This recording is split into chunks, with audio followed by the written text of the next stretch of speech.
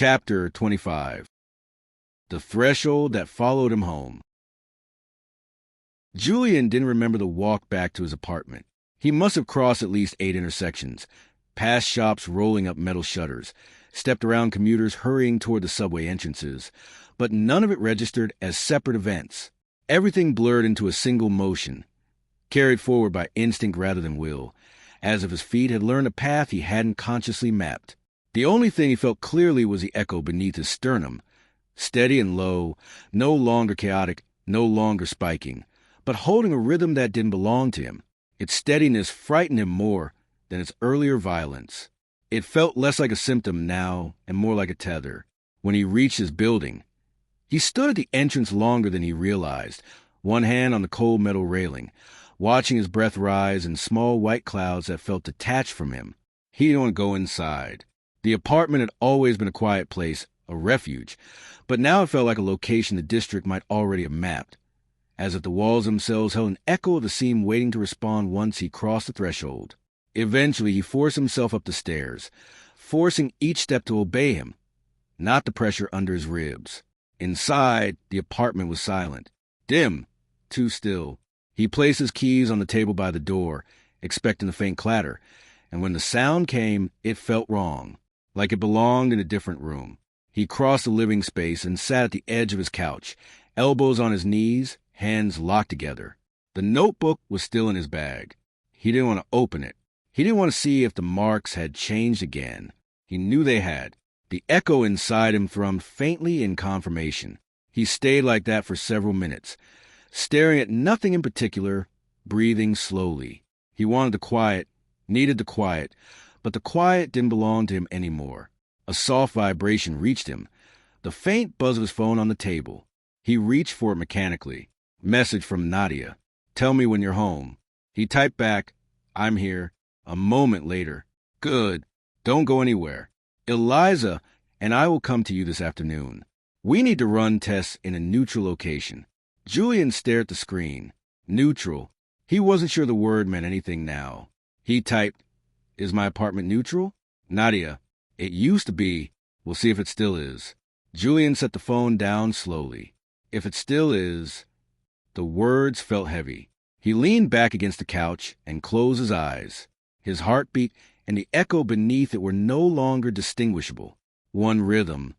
2 sources, layered tightly enough that he could no longer separate where he ended and the resonance began.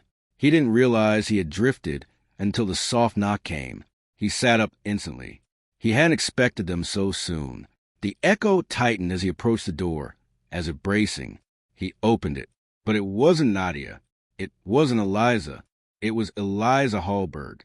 She looked smaller than he remembered, her coat hanging too loosely on her frame, her fingers trembling enough that she concealed them in her sleeves. Her eyes darted past him toward the dim interior of the apartment. Julian, she whispered, we need to talk. Julian blinked, startled not by her presence but by the timing. Eliza, what are you doing here? I didn't know where else to go, she said. I've been following the news about Ashfall. I know the district's active again. I thought, her voice faltered, I thought maybe you'd know something. Julian hesitated. The echo inside him pulled downward, as if recognizing something familiar in her.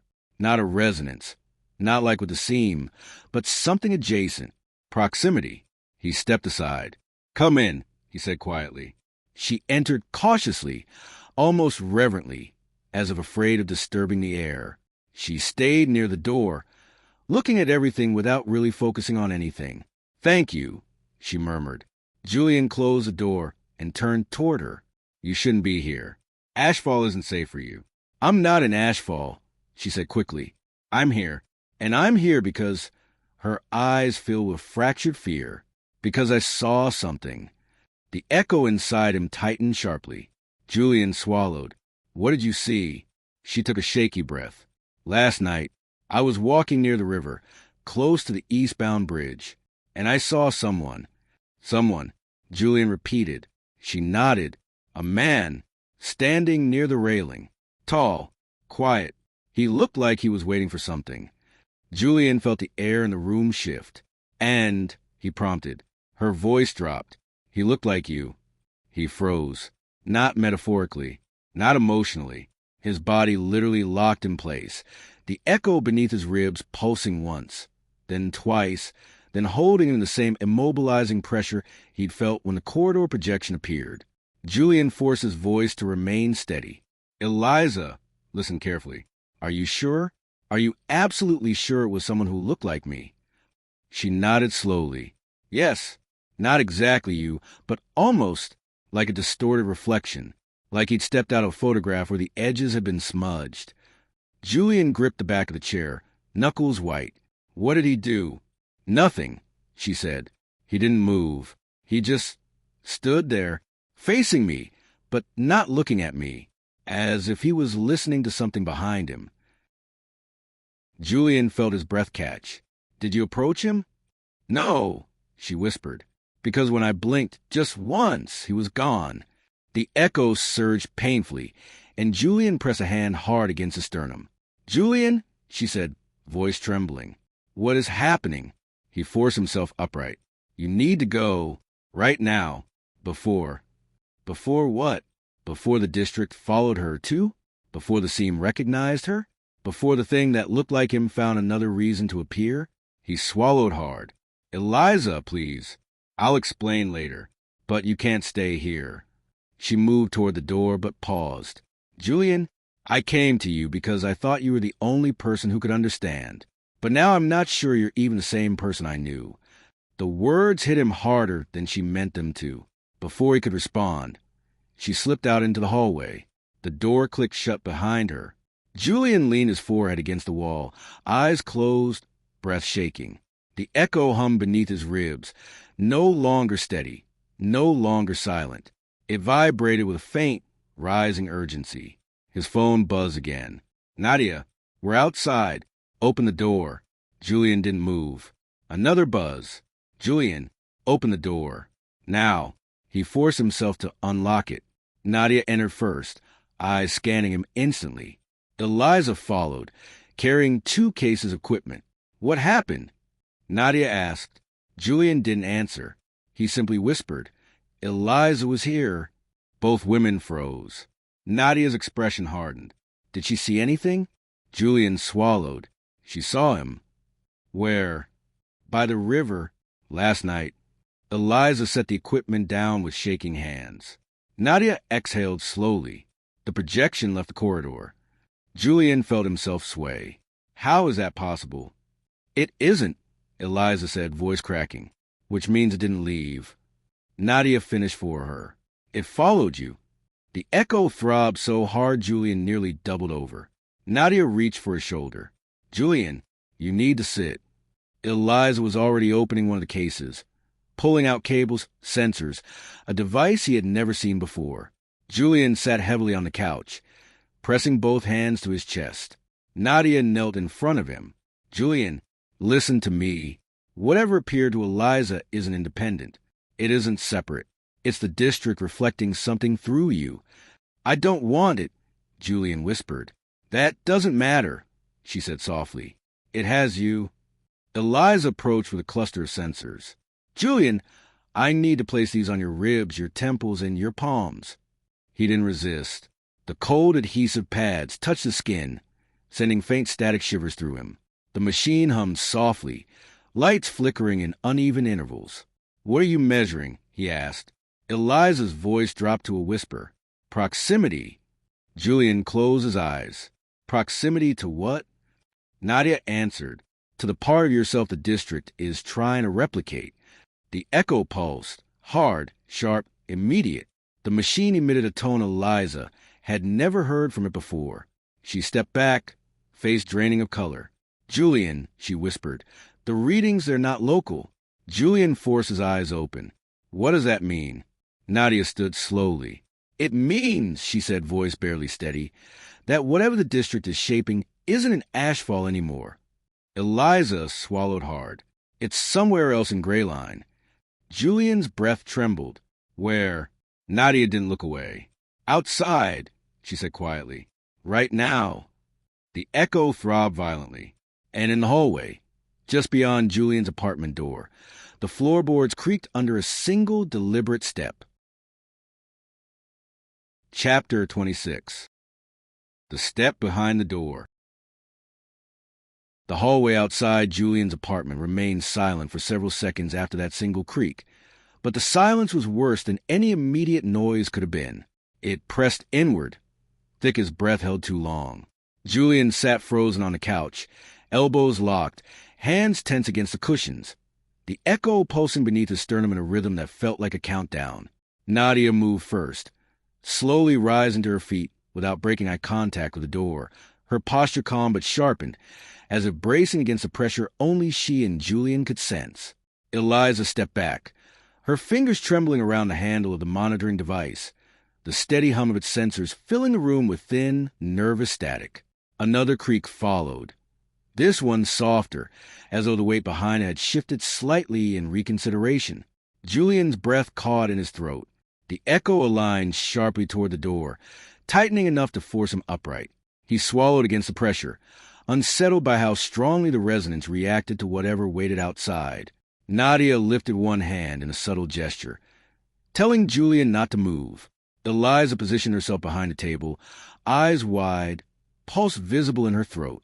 The hallway remained unseen beyond the wooden door, an absence, a blank space, thick with potential. Julian struggled to keep his breathing even, but each inhale felt shallow, as if the air had to cut through layers of invisible density. Nadia stepped forward. "Eliza," she said quietly without turning, "turn off the overhead lights." Eliza hesitated, then obeyed, plunging the room into a dim half-glow lit only by the pale morning leaking through the windows. Shadows stretched long across the floor. The muted light made everything look doubled, the furniture edges sharper, the walls closer. Julian felt the echoes sink to the darkness more easily than to the light. Nadia positioned herself at the side of the entrance, not directly in front of it. "Julian," she whispered, "stay exactly where you are." Julian nodded, though movement felt impossible anyway. His fingers curled tighter around the couch cushions. He felt something shift inside the echo, an anticipatory tremor, not fear, not pain, but recognition. The recognition frightened him. Another long creak bent the quiet, then silence. Nadia placed her hand on the doorknob and paused. A breath, a second breath. She opened the door in a single calculated motion, pulling it inward while stepping sideways to maintain cover. The hallway was empty. Or it looked empty. Julian's pulse thudded once. Hard. Nadia scanned the corridor slowly, methodically, eyes flicking from the stairwell to the far end of the hall. Nothing moved. Nothing breathed. The only sound was the faint hum of the apartment's radiator behind them. Then Eliza whispered, "Nadia, the readings." Julian turned his head sharply. Eliza stared at the device, face pale, jaw clenched tight. The screen pulsed with a dense cluster of signals, layered, overlapping, like 3 or 4 present signatures occupying the same narrow band of space. Eliza's voice cracked. "It's here. The resonance is in the hallway." "Where?" Nadia asked, stepping into the doorway, gaze locked forward. Eliza shook her head. "Everywhere. It's saturated." Julian felt a jolt under his sternum, sharp, involuntary. The echo didn't just react. It reached.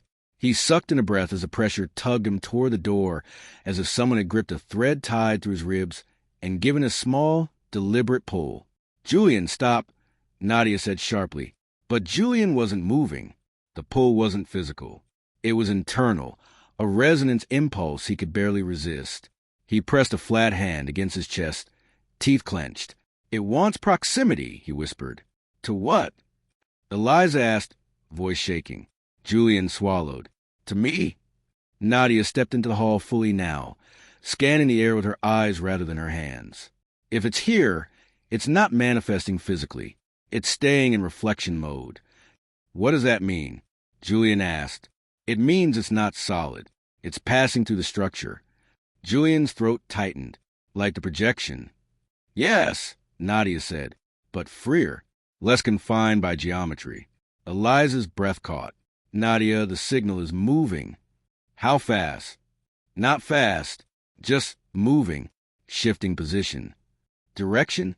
Eliza stared at the screen, toward Julian. Julian's pulse stuttered, Close the door. Nadia did, quickly, locking it with practiced motion, but Julian knew the lock meant nothing. Not against something that didn't need doors. Nadia turned back. Julian, look at me. He did, muscles tight. I need to know exactly what you're feeling.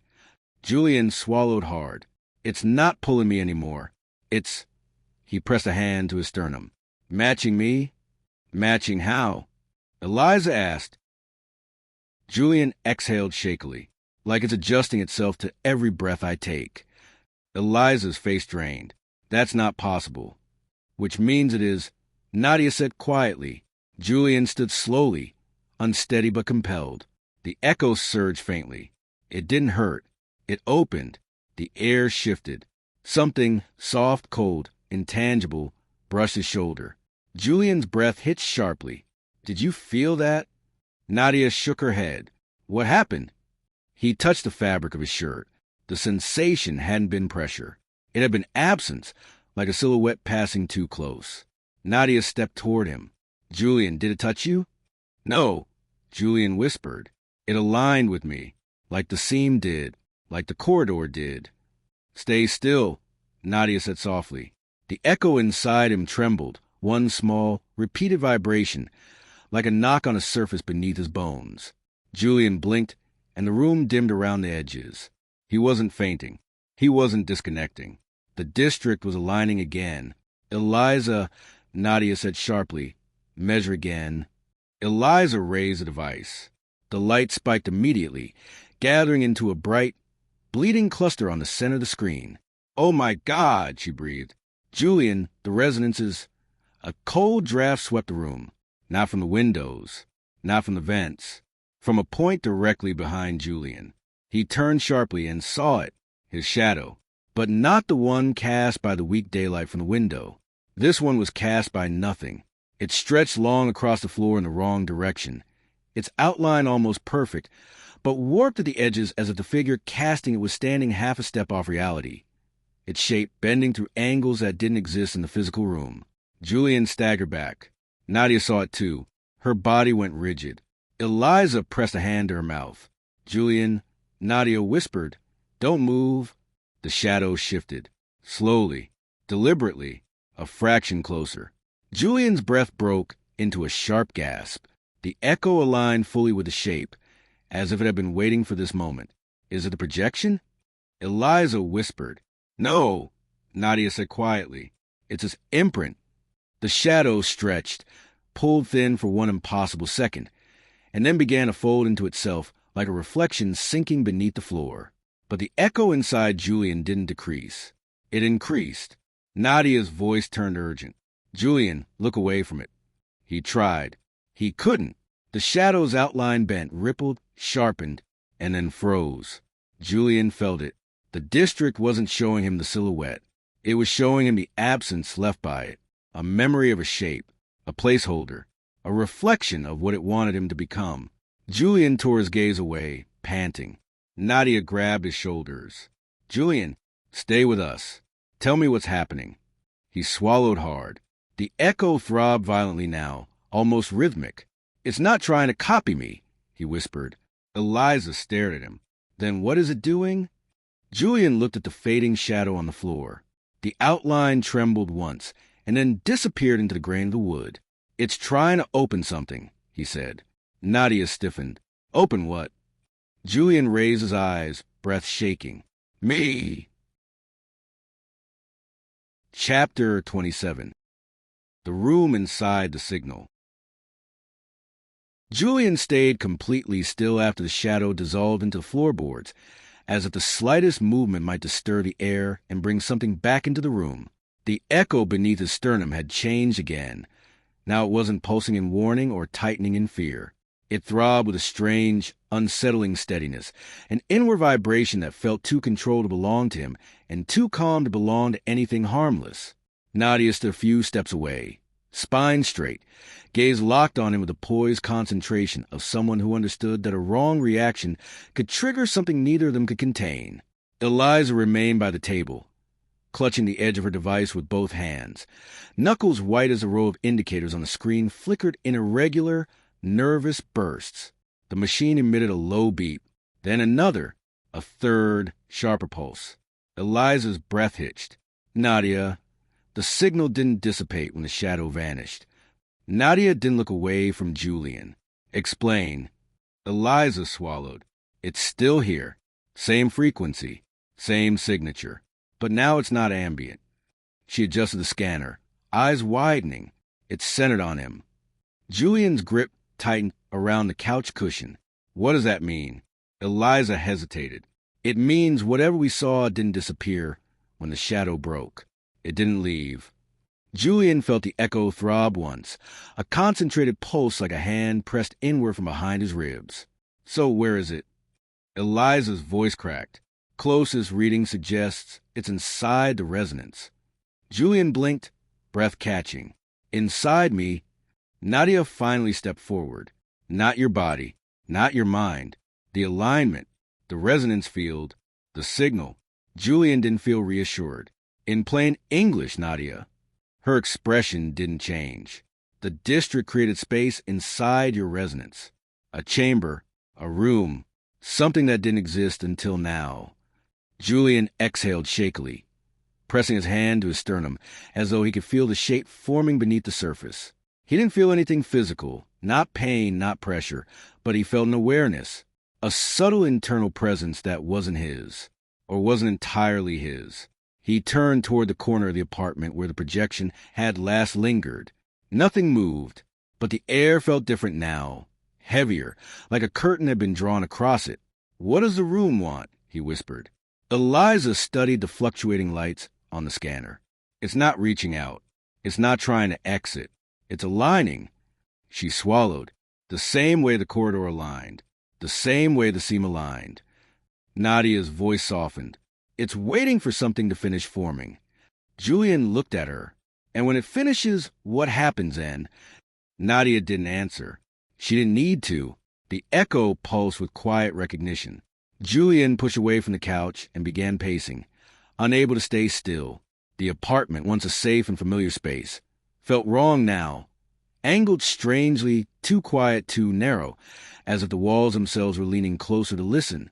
Every object seemed slightly off. The coffee table a fraction too close to the couch. The window frame thinner than before. The lamp taller. Or maybe nothing had changed, and it was Julian who had changed, seeing everything through the veil of something pushing against the inside of his perception. Eliza, Nadia said quietly, we need another reading. A deeper one. Eliza nodded and retrieved a second device from the equipment case, a larger scanner with a circular base that began humming the moment she activated it. The lights along its rim flickered, then stabilized into a soft blue glow. She motioned for Julian to step closer to the center of the room. Stand there, she said, and try not to move. Julian obeyed, though his chest tightened the moment he stepped into the indicated space. The echo reacted instantly, vibrating with a deeper tone that felt like pressure behind his lungs rather than beneath his sternum. Eliza slowly circled him with a handheld sensor. The reading spiked the moment she passed his left shoulder. Nadia, look. Nadia leaned over the display, her brows lowered. That's not possible. Julian's voice trembled. What's not possible? Eliza rotated the screen toward him. The display wasn't showing a single silhouette. It showed three outlines layered on top of one another, each slightly offset, as if different versions of Julian were being superimposed without syncing. One outline was crisp, the others blurred, partially transparent. Julian stared. Why does it look like that? Nadia answered immediately. Because the district isn't forming one version of your resonance. Julian swallowed. How many? We don't know. Nadia didn't hesitate. But at least three. Eliza whispered. It's multi-phase alignment, Julian. The district isn't choosing one version of you. It's testing several at once. Julian backed up so sharply he hit the wall. Why would it need different versions of me? Nadia's voice lowered. Because it doesn't know yet which one matches the pattern it's trying to rebuild. Julian forced down a rising nausea. Rebuild? Rebuild what? We don't know, Eliza said. Not yet. But the district thinks I'm part of it, Julian said hoarsely. Or that something inside me is... Nadia met his eyes. Yes. Julian pressed both hands against his face. So what now? What'd I do? You let us see inside the signal, Nadia said. We need to observe what the internal chamber looks like. Julian lowered his hands slowly. Inside the resonance, Nadia corrected.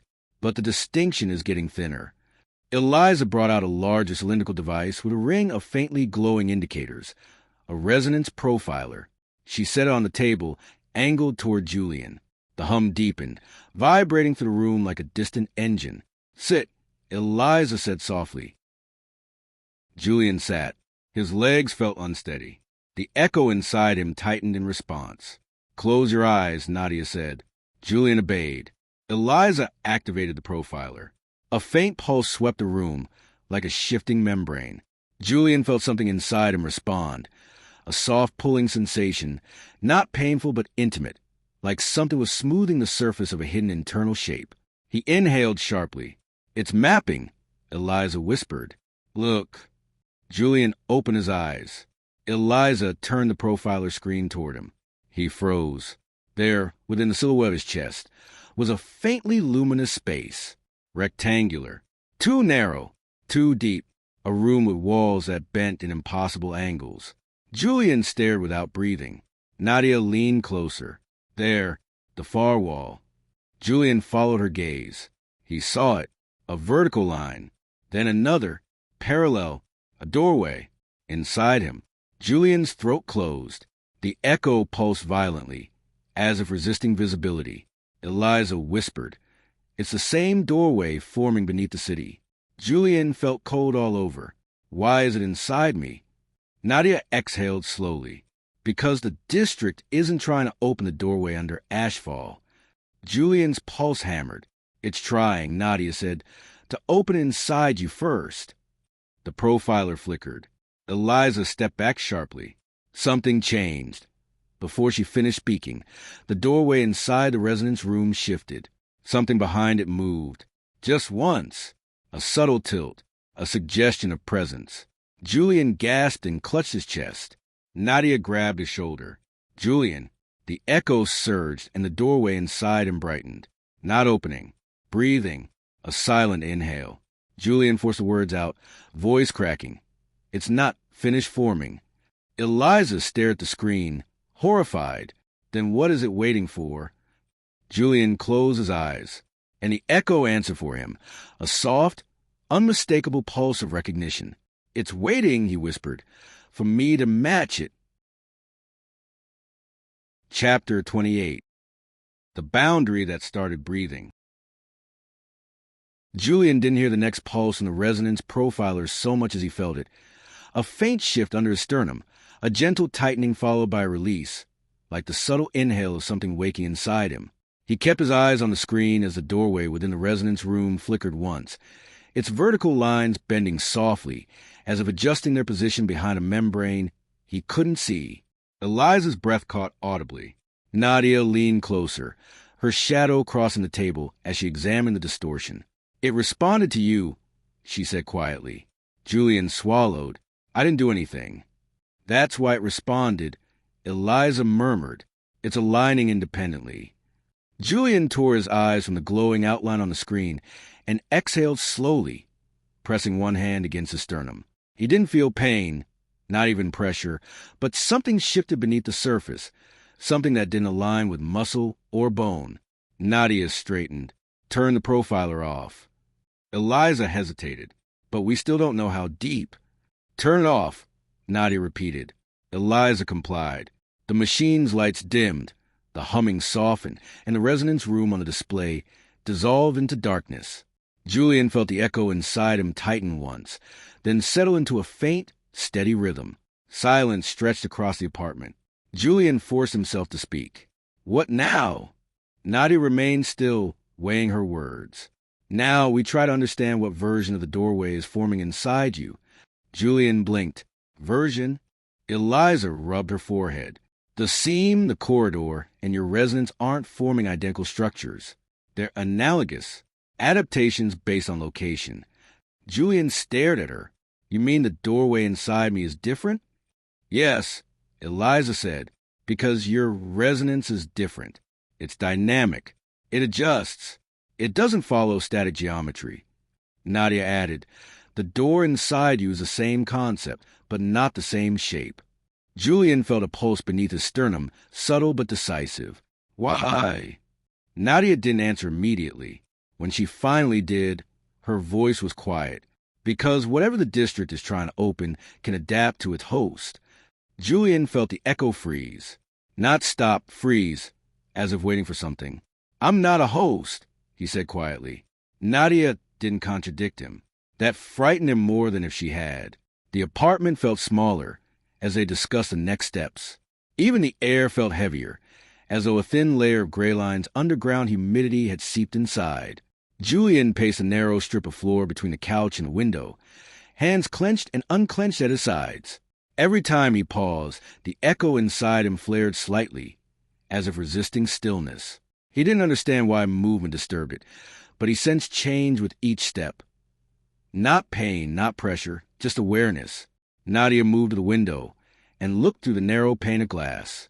The street outside was quiet, an unusual stillness, as though the city itself were bracing. She lowered the blinds halfway, dimming the faint daylight. Eliza reorganized equipment on the table, shifting devices into new configurations, checking battery indicators, recalibrating scanners with tight, careful movements. Julian watched them. You two look like you're preparing for something. We are, Nadia replied. Eliza nodded. We don't know how long the room inside the resonance will stay stable. Julian frowned. Stable? Before it shifts again, Eliza clarified. They always shift. The corridor did. The seam did. This one will, too. Julian's jaw tightened. You mean it can change without me doing anything? It already is, Eliza said. Julian looked away. Nadia approached him. Julian, sit. He did. Eliza set a smaller device on the table. Flat, circular, with a thin membrane across its center. This one won't show the whole internal structure. It reads boundary tension. Julian blinked. Boundary of what? Of the room inside the resonance, Nadia said. Julian exhaled shakily. So it's growing? Nadia shook her head. Not exactly. It's breathing, expanding, contracting, adjusting to you. Julian felt cold, like a lung. No, Eliza said quietly, like a threshold. She activated the device. A faint glow spread across its surface. Thin lines began radiating outward in slow, pulsing waves. Julian felt it instantly. The echo reacted, flaring once as though answering some unseen signal. He pressed a hand to his sternum. It felt that. Eliza nodded. It's reading boundary pressure. The room inside the resonance is responding. Nadia leaned over the display. Pressure is increasing on the inward axis. Julian frowned. Meaning what? Nadia's voice was calm. Meaning the doorway inside you is pulling inward. Julian's throat tightened. Pulling what? Her eyes flicked to his. Whatever it needs from you. Julian stiffened. And what do I have that it wants? Eliza hesitated before responding. Your alignment. Julian stared at her. My alignment? He pressed the heel of his palm against his sternum. This thing inside me isn't sensing me. It's shaping me. No, Nadia corrected. It's matching you. Julian shook his head. What's the difference? Nadia stepped closer. Her voice softened, not gentle, but honest. Matching means it isn't changing you. It's changing itself around you. Julian blinked slowly. And shaping? Nadia didn't answer. Eliza did. Quiet, almost apologetic. Shaping means it needs you to change. Julian felt his stomach drop. Tell me you don't think that's happening. Eliza hesitated. Nadia didn't. Not yet. The echo pulsed once, as if disagreeing. They spent the next hour running readings. Eliza took measurements of resonance amplitude, structural equivalents, internal thresholds, and reflective distortions. Nadia monitored Julian's breathing, reaction time, and sensory patterns. Multiple times Julian felt a faint pressure behind his ribs, something like the shadow of a touch from inside. Each time, the scanners flickered. By the time they finished, the daylight outside had dimmed into a flat gray, the sky thick with low clouds. The apartment's shadows stretched across the floor, bending slightly toward Julian like faint imprints left by something that had passed through the room minutes earlier. Julian stood near the window, watching the shifting gray light. What if it doesn't stop? The room, the doorway. Nadia stepped beside him. Then it will finish forming. Julian's voice dropped. And then, we don't know. Eliza joined them, holding the scanner like a fragile artifact. Julian, there's something we haven't told you. His breath caught. What? The room inside the resonance isn't just forming one doorway. Julian slowly turned. What else is forming? Eliza showed him the screen. Another shape was beginning to press through the interior threshold. Faint, incomplete, like a silhouette trying to stabilize. Julian's heart stopped for a moment. What is that? He whispered. Nadia answered. A presence. Julian stared, ice spreading down his spine. Inside me? Not inside you, Nadia corrected. Inside the room. Julian pressed his back against the wall. So it's watching me. No, Nadia said softly. It's waiting for you. Julian's hands trembled. Eliza whispered. Julian, it's not passive. The silhouette is forming faster than the doorway. Julian's voice cracked. Why?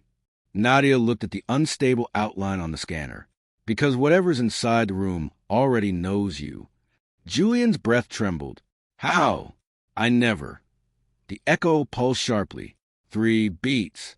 Precise. Recognizing. He clutched his chest. It's matching it again. Nadia stepped forward. Julian, listen to me. The door inside you isn't opening yet, but the presence behind it is positioning itself. Julian's pulse hammered. For what? Eliza answered before Nadia could. For when the district decides you're ready. Julian shut his eyes, but the echo surged again. Steady, certain, inevitable. And when he opened them, the silhouette on the scanner shifted, leaning slightly toward Julian. Chapter 29. The silence that answered back. Julian didn't speak for several seconds after the silhouette leaned toward him from inside the resonant screen. He couldn't. His breath felt suspended, caught somewhere between his ribs and his throat, held in place by a pressure that wasn't physical but unmistakably present. The faint outline on the scanner shifted again, a slight adjustment, almost imperceptible, but real. Eliza's eyes widened, the edge of panic visible despite her attempts to stay clinical. Nadia stepped closer to Julian, as if preparing for something she couldn't yet name, her posture tense, her focus unwavering. Then the resonance room on the profiler dimmed, not with a flicker but with a slow retreat, as though whatever was inside had withdrawn deliberately. Julian exhaled shakily and pressed a hand hard against his sternum. The echo pulsed once, soft than before, too soft for what he had just seen. It felt like a gesture of acknowledgement, an echo responding to itself. Nadia watched him carefully. Julian, sit down. He did. Sinking onto the couch with the weight of someone who wasn't sure the floor beneath him still belonged to the same world he had woken up in. Eliza turned off the profiler, but the moment the screen went dark, Julian felt a faint pressure inside him shift. No light, no sound, just a sense of adjustment, like the room within the resonance exhaled at the same moment he did. Nadia remained standing. Tell me exactly what you felt. Julian ran a hand through his hair. It wasn't fear. Not exactly. It wasn't pulling me or pushing me. It felt more like it was reacting to the scanner. Eliza swallowed. The silhouette leaned toward you when the profiler increased its depth resolution. Julian nodded slowly. It's aware of being observed. Nadia's expression hardened. That shouldn't be possible. Julian looked up at her. Nadia, nothing about this is supposed to be possible. Eliza returned to the table, rearranging the equipment with jittery precision. The resonance room doesn't behave like normal spatial distortions. It reacts. It adapts. It anticipates. She stood still for a moment. If the silhouette is positioning itself, then it's preparing for something. Julian felt cold. Preparing for what? Nadia didn't look away from him. For direct alignment. Julian frowned. What does that mean? It means that the presence forming inside the resonance room isn't separate from you, she said. It's building itself on a framework you're providing. Julian stiffened. A framework I didn't choose. No, Nadia agreed, but one you're carrying. Julian pressed both palms to his knees, grounding himself. And if it finishes aligning? Nadia didn't answer. Eliza did, her voice barely above a whisper. Then the doorway inside the resonance might open. Julian felt the echo pulse sharply beneath his ribs. He looked at the scanner, even though it was dark. And what happens if it opens? Nadia finally spoke. Something will cross. Julian's breath stalled. Into me? No, Nadia said. Into your resonance. That's the same thing. Not quite, she replied, but close enough that we can't let it happen without understanding the consequences. Julian stood abruptly, unable to stay seated. He walked toward the window, staring at the muted gray sky beyond the blinds. The street below was quiet in a way that felt unnatural. No clusters of footsteps, no impatient horns, no shifting cycles of voices. Grayline breathed differently today. Every building looked still, like a city holding its breath. Julian whispered, "We're running out of time, aren't we?" Nadia joined him at the window, but didn't look outside. Yes. Eliza closed the equipment case with trembling hands. We need to check the seam again. If the presence in the resonance is reacting, the structure underground might be changing too. Julian felt the echo tighten not painfully but decisively. It's not safe for me to go back there. It's not safe anywhere, Nadia said. But we need information. Julian pressed his forehead gently against the window pane. The cold glass felt grounding. And what if the seam reacts more strongly this time? It will, Nadia said. That's why we have to be careful. Eliza added, we'll take new equipment, higher range sensors, and we won't go past the threshold. Julian turned back toward them. You think the threshold can open now? Nadia didn't look away. I think it's closer than before. Julian's stomach twisted, and the room inside me is connected to it. Yes, Nadia said, in ways we don't fully understand. Julian walked slowly back toward the center of the room, forcing himself to breathe evenly. Nadia, tell me the truth. What exactly are we dealing with? She studied him for a long moment before answering. Something that doesn't follow physical laws. Something that isn't mimicking you or manipulating you. Something that is using you. She stepped closer. As an anchor. Julian's pulse quickened. What does it want from me? Nadia shook her head slowly. We don't know. Not yet. Eliza's voice rose in urgency. But whatever it is, it's intelligent. Julian blinked. Intelligent. Yes, Eliza said. The way it leaned toward you wasn't reflex. It was recognition. Julian sank onto the arm of the couch. Recognition implies familiarity. Nadia nodded once. It implies connection. Julian let the silence settle, deep and uncomfortable. After several seconds, he asked quietly, what if I've seen this thing before? Without realizing it. Nadia inhaled. It's possible. Resonances don't attach themselves randomly. They follow patterns. And if I'm part of this pattern, then you need to understand the pattern before it completes. Julian rubbed the back of his neck. Skin cold, palms damp. And if I can't? Eliza answered in a whisper. Then the pattern will complete you. Julian's breath trembled. They prepared to leave the apartment. Eliza packed the new scanners, aligning each device in the case with meticulous care.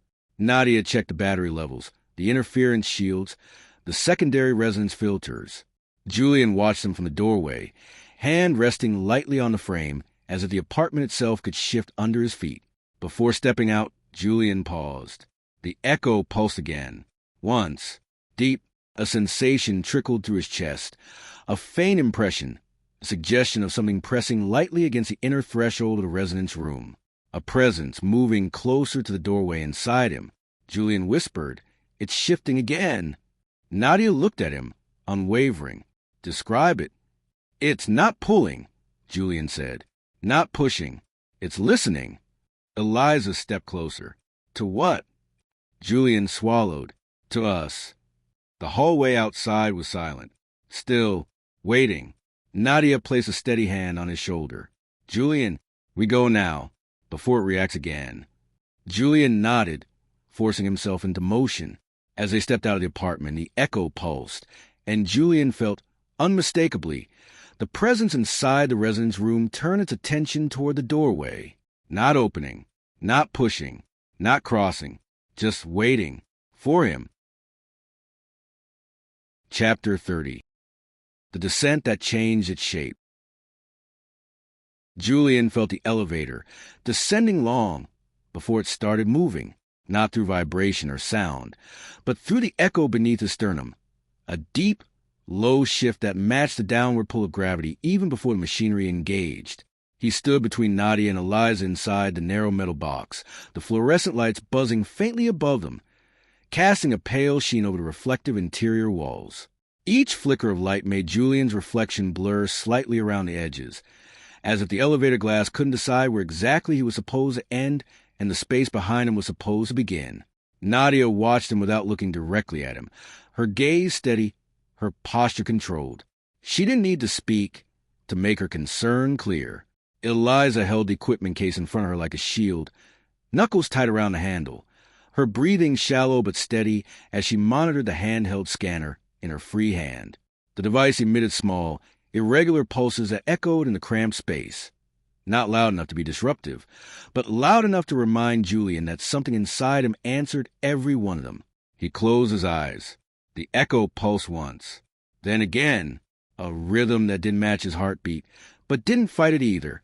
A second pulse layered on the first. Eliza glanced at the screen. It's responding to the descent. Julian exhaled slowly, because it knows where we're going. Nadia's voice was quiet. We're not going to the seam. Not directly. We're stopping above it. Julian opened his eyes. You think that will make a difference? It might, she said. The seam reacts most strongly when you're close, but the layers above it can still give us readings without triggering a full response. Julian turned toward her. And if it reacts anyway? Then we assess, Nadia replied, and we leave. The elevator doors slid open. They stepped into the underground access corridor, long, dim, and colder than Julian remembered. The concrete floor carried a faint film of moisture, the walls stained with years of seepage and rust. Pipes lined the ceiling overhead, whispering with the flow of something unseen. The air felt thick, the kind of heaviness that didn't come from humidity, but from silence. The echo under Julian's ribs tightened. Eliza scanned the corridor ahead. No activity yet, but the baseline distortion is higher than before. Julian swallowed hard. It feels different. How? Nadia asked. Julian hesitated, like it's expecting us. Nadia nodded once, not dismissing the comment. We moved carefully. They walked in slow, measured steps. The corridor felt narrower than before, the walls heavier, as though the district's underground had subtly shifted overnight. The sound of their footsteps traveled unevenly, some steps echoing sharply, others muffled as though the ground soaked up the sound. Julian reached the metal railing above the lower level and paused. The seam chamber waited below, dark and still. The faint outline of the wall where the seam had formed was visible even from this distance, an ordinary slab of concrete to anyone else, but not to Julian, not to the echo inside him. His sternum tightened in response. It feels stronger. Eliza checked the handheld device. The field density is rising. Whatever you're feeling is real. Nadia moved beside him. We don't get closer than this. Understood. Julian nodded, but the moment he did, the echo shifted again, sharper this time. Not pain, not a spike, something else. A pull inward, toward the resonance room inside him. Eliza looked up abruptly. Julian, your signature is shifting. Julian pressed a hand against his chest.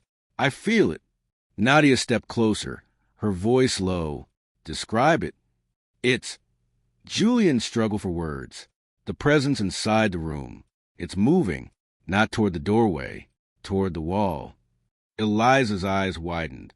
Which wall? Julian exhaled slowly, as though steadying himself. The one opposite the doorway. Nadia stilled. Why? Julian didn't answer immediately. The echo pulsed again, deep, deliberate, rhythmic. Then he whispered, because something outside is aligning with it. Eliza pointed the scanner at the lower level. The reading spiked instantly. "Oh, God," she whispered. "Nadia, it's reacting from below." Nadia grabbed the edge of the railing. "Describe what you feel, Julian. Now." Julian squeezed his eyes shut. The presence in the resonance room shifted slightly, turning, adjusting, facing a direction that didn't exist in the physical space around him. He felt the faint brush of something against the inner threshold of the room. Not a touch, not a force, but awareness, recognition. Julian opened his eyes, breath shaking. "It knows I'm above the seam." Eliza looked at him, terrified. "But how could it know our position?" Julian shook his head. "It's not reading my position. It's reading the alignment. The seam below is responding. The doorway inside me is reacting to it." Nadia leaned forward over the railing and stared at the concrete wall below. Nothing moved. Nothing shifted. No indication of a reaction. But Julian felt it. The echo pulsed sharply. 3 quick beats. Nadia turned back toward him, eyes narrowing. "Julian, what did you feel?" He touched his sternum, breath unsteady.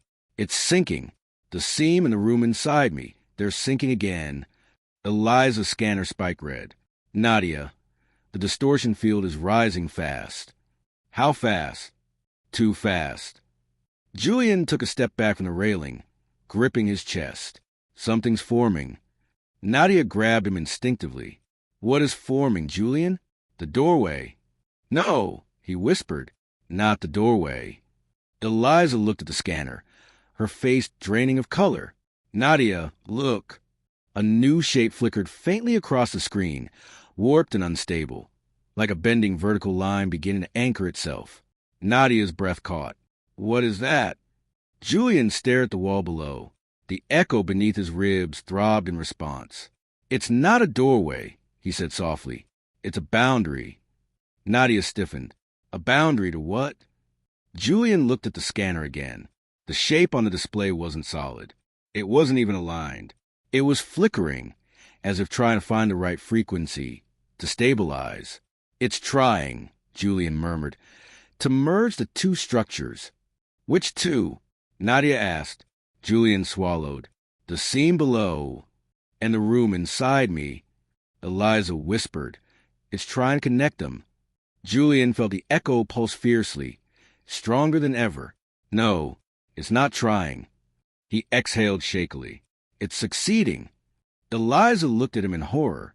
"Julian, if the boundary stabilizes, it might create a direct link." Julian nodded. "Between the presence inside me and whatever's behind seam."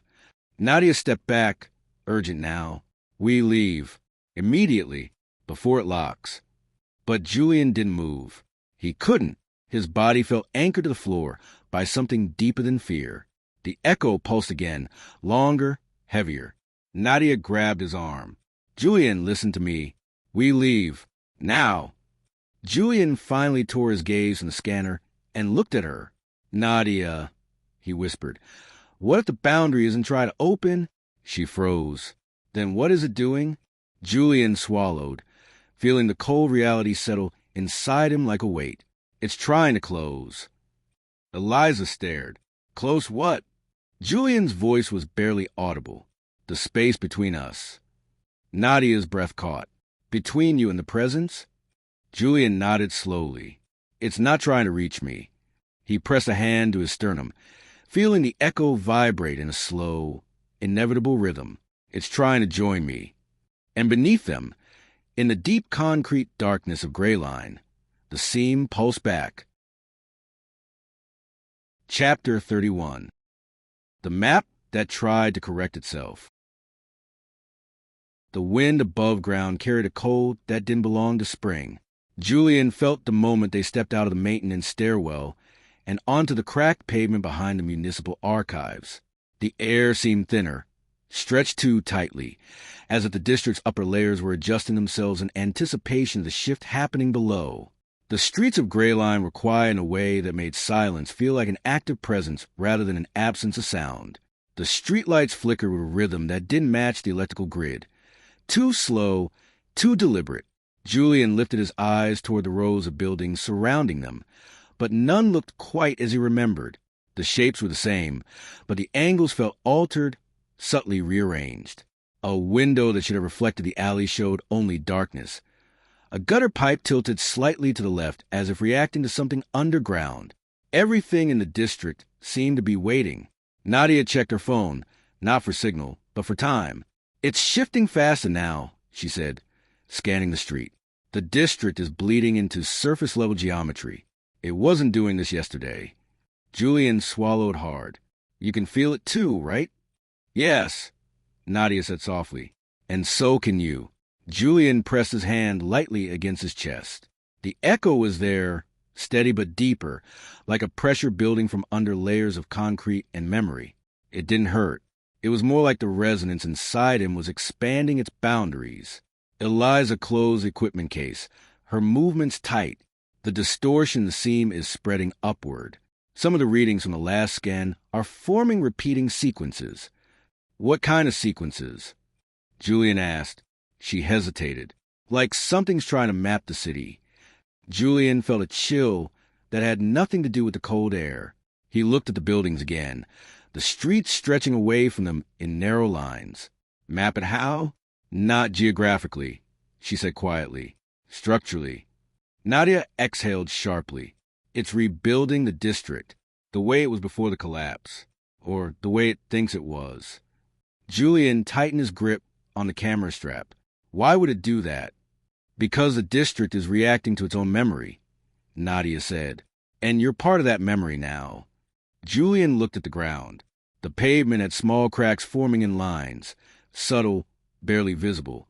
But as he followed them, he realized they weren't random. They were connecting to form shapes. Rectangles, corners, outlines, a map trying to redraw itself. Eliza knelt beside one of the cracks. These weren't here this morning. Julian crouched as well, staring at the thin lines. They look like foundation grids. "They are," Nadia said, "old ones." Julian stood slowly. "It's trying to correct its own layout." Nadia nodded. "And it's using you as a reference point." Julian's pulse quickened. "Why me?" "Because you're carrying the one thing the district doesn't have anymore," Nadia said. "An intact imprint." Julian stared at her. "Of what?" Nadia met his eyes. "Of the district's past." Julian felt the echo pulse sharply. The pressure under his sternum throbbed once, then again, deeper. He staggered back a step, gripping the edge of a metal railing. "It's reacting again." Eliza reached for the scanner. "Your signature is spiking, higher than in the apartment." Julian pressed both hands to his chest, breathing through the tightness. "It's not the seam this time. It's something else." "What?" Nadia asked, steady but tense. "The room," Julian whispered. "Inside me. The silhouette inside the resonance. It's moving again." Nadia stepped closer. "Where?" Julian closed his eyes, focusing on the strange interior sense that had become disturbingly familiar. "The doorway. It's approaching the doorway." Eliza froze. "Julian, you said last time it turned away from the doorway." "I know," Julian whispered, "but now it's facing it." Nadia's voice sharpened. "Is it trying to cross?" Julian swallowed. "I don't know, but it's closer than it's ever been." The echo pulsed in a slow, dragging rhythm, like a heartbeat slowed by something heavy pressing against it. Eliza looked at the scanner again. The distortion is rising everywhere. It's like the district is responding to the presence inside Julian. Julian took a shaky breath. "We need to move before it reacts stronger." Nadia nodded. "We head to the north sector. Quickly but steadily. No sudden changes." They stepped into the street. The world felt wrong in small but immediate ways. The lines between buildings were too straight. A fire escape leaned outward instead of down. The sidewalk ahead curved but shouldn't have. Julian knew this street. He had photographed it dozens of times. The curvature was new. As they walked, his footsteps echoed twice. Not delayed, parallel. As if two versions of him were stepping beside each other, fraction, out of sync. Julian stopped abruptly. "Did you hear that?" "Yes," Nadia said, turning toward him. Keep moving. Eliza checked her equipment, her breath coming quicker. The dual echo signature is back. Julian swallowed hard. So the silhouette, it's sinking again? Yes, Nadia said. And the more the district reconfigures around you, the stronger the sync becomes. Julian felt the echo shift. It's not just sinking. Nadia looked sharply at him. What is it doing? Julian hesitated. Try put the sensation into words. It's matching, like it's learning my rhythm. Nadia's face tightened. We need to get to the old transit line. There's a vantage point there where the distortion thickens. We can measure the convergence. Julian followed them down a narrow alley. The air colder there than it had any right to be. The alley stretched longer than he remembered, as if an extra segment had been added between the walls. Every few seconds Julian felt a faint flicker in his peripheral vision, like someone walking beside him just out of sight. Nadia noticed him turn his head. What did you see? Julian didn't answer immediately. Nothing. Or something I'm not supposed to see directly. Eliza shuddered. A projection? No, Julian said softly. A resonance. They turned the corner into the remnants of the old transit platform. The overhead sign was cracked, rusted, but still hanging in place. The tunnel beyond was pitch black, the air drifting out of it colder than outside. Nadia unpacked a larger sensor disc and placed it on the ground. This is where the convergence begins. The distortion density spikes near this tunnel. It might show us the next direction the district is pushing toward. Julian moved closer to the edge of the platform. The darkness in the tunnel didn't look like absence of light. It looked like something absorbing the light around it. The echo pulsed sharply once hard. Julian grabbed the railing. Something's moving. Nadia looked up. Inside you? Julian shook his head. No. In the tunnel. He stared into the darkness, breath trembling. A faint line appeared, horizontal, glowing faintly, like a thin seam forming in midair. Eliza gasped. Nadia, look at the sensor. The readings were spiking wildly. The faint glowing line deepened, then warped, bending upward, splitting, turning into an angle that didn't make sense. Julian felt the presence inside him freeze, then shift like it recognized something. Nadia's breath caught. It's forming a boundary. Julian's skin prickled, like the one below the seam. Yes, Nadia whispered, but this one is above ground. Eliza stepped back. That shouldn't be possible. Julian whispered, it's mapping itself. It's expanding. It's rewriting the city. Nadia turned toward him sharply. Julian, what is the silhouette doing now? Julian closed his eyes. The presence inside him stood at the doorway, still, waiting, like it knew something was forming outside. Julian opened his eyes slowly, voice unsteady. It's not moving this time. Nadia frowned. Why not? Julian swallowed. Because something out here just moved toward it. Eliza stared into the tunnel. Meaning what?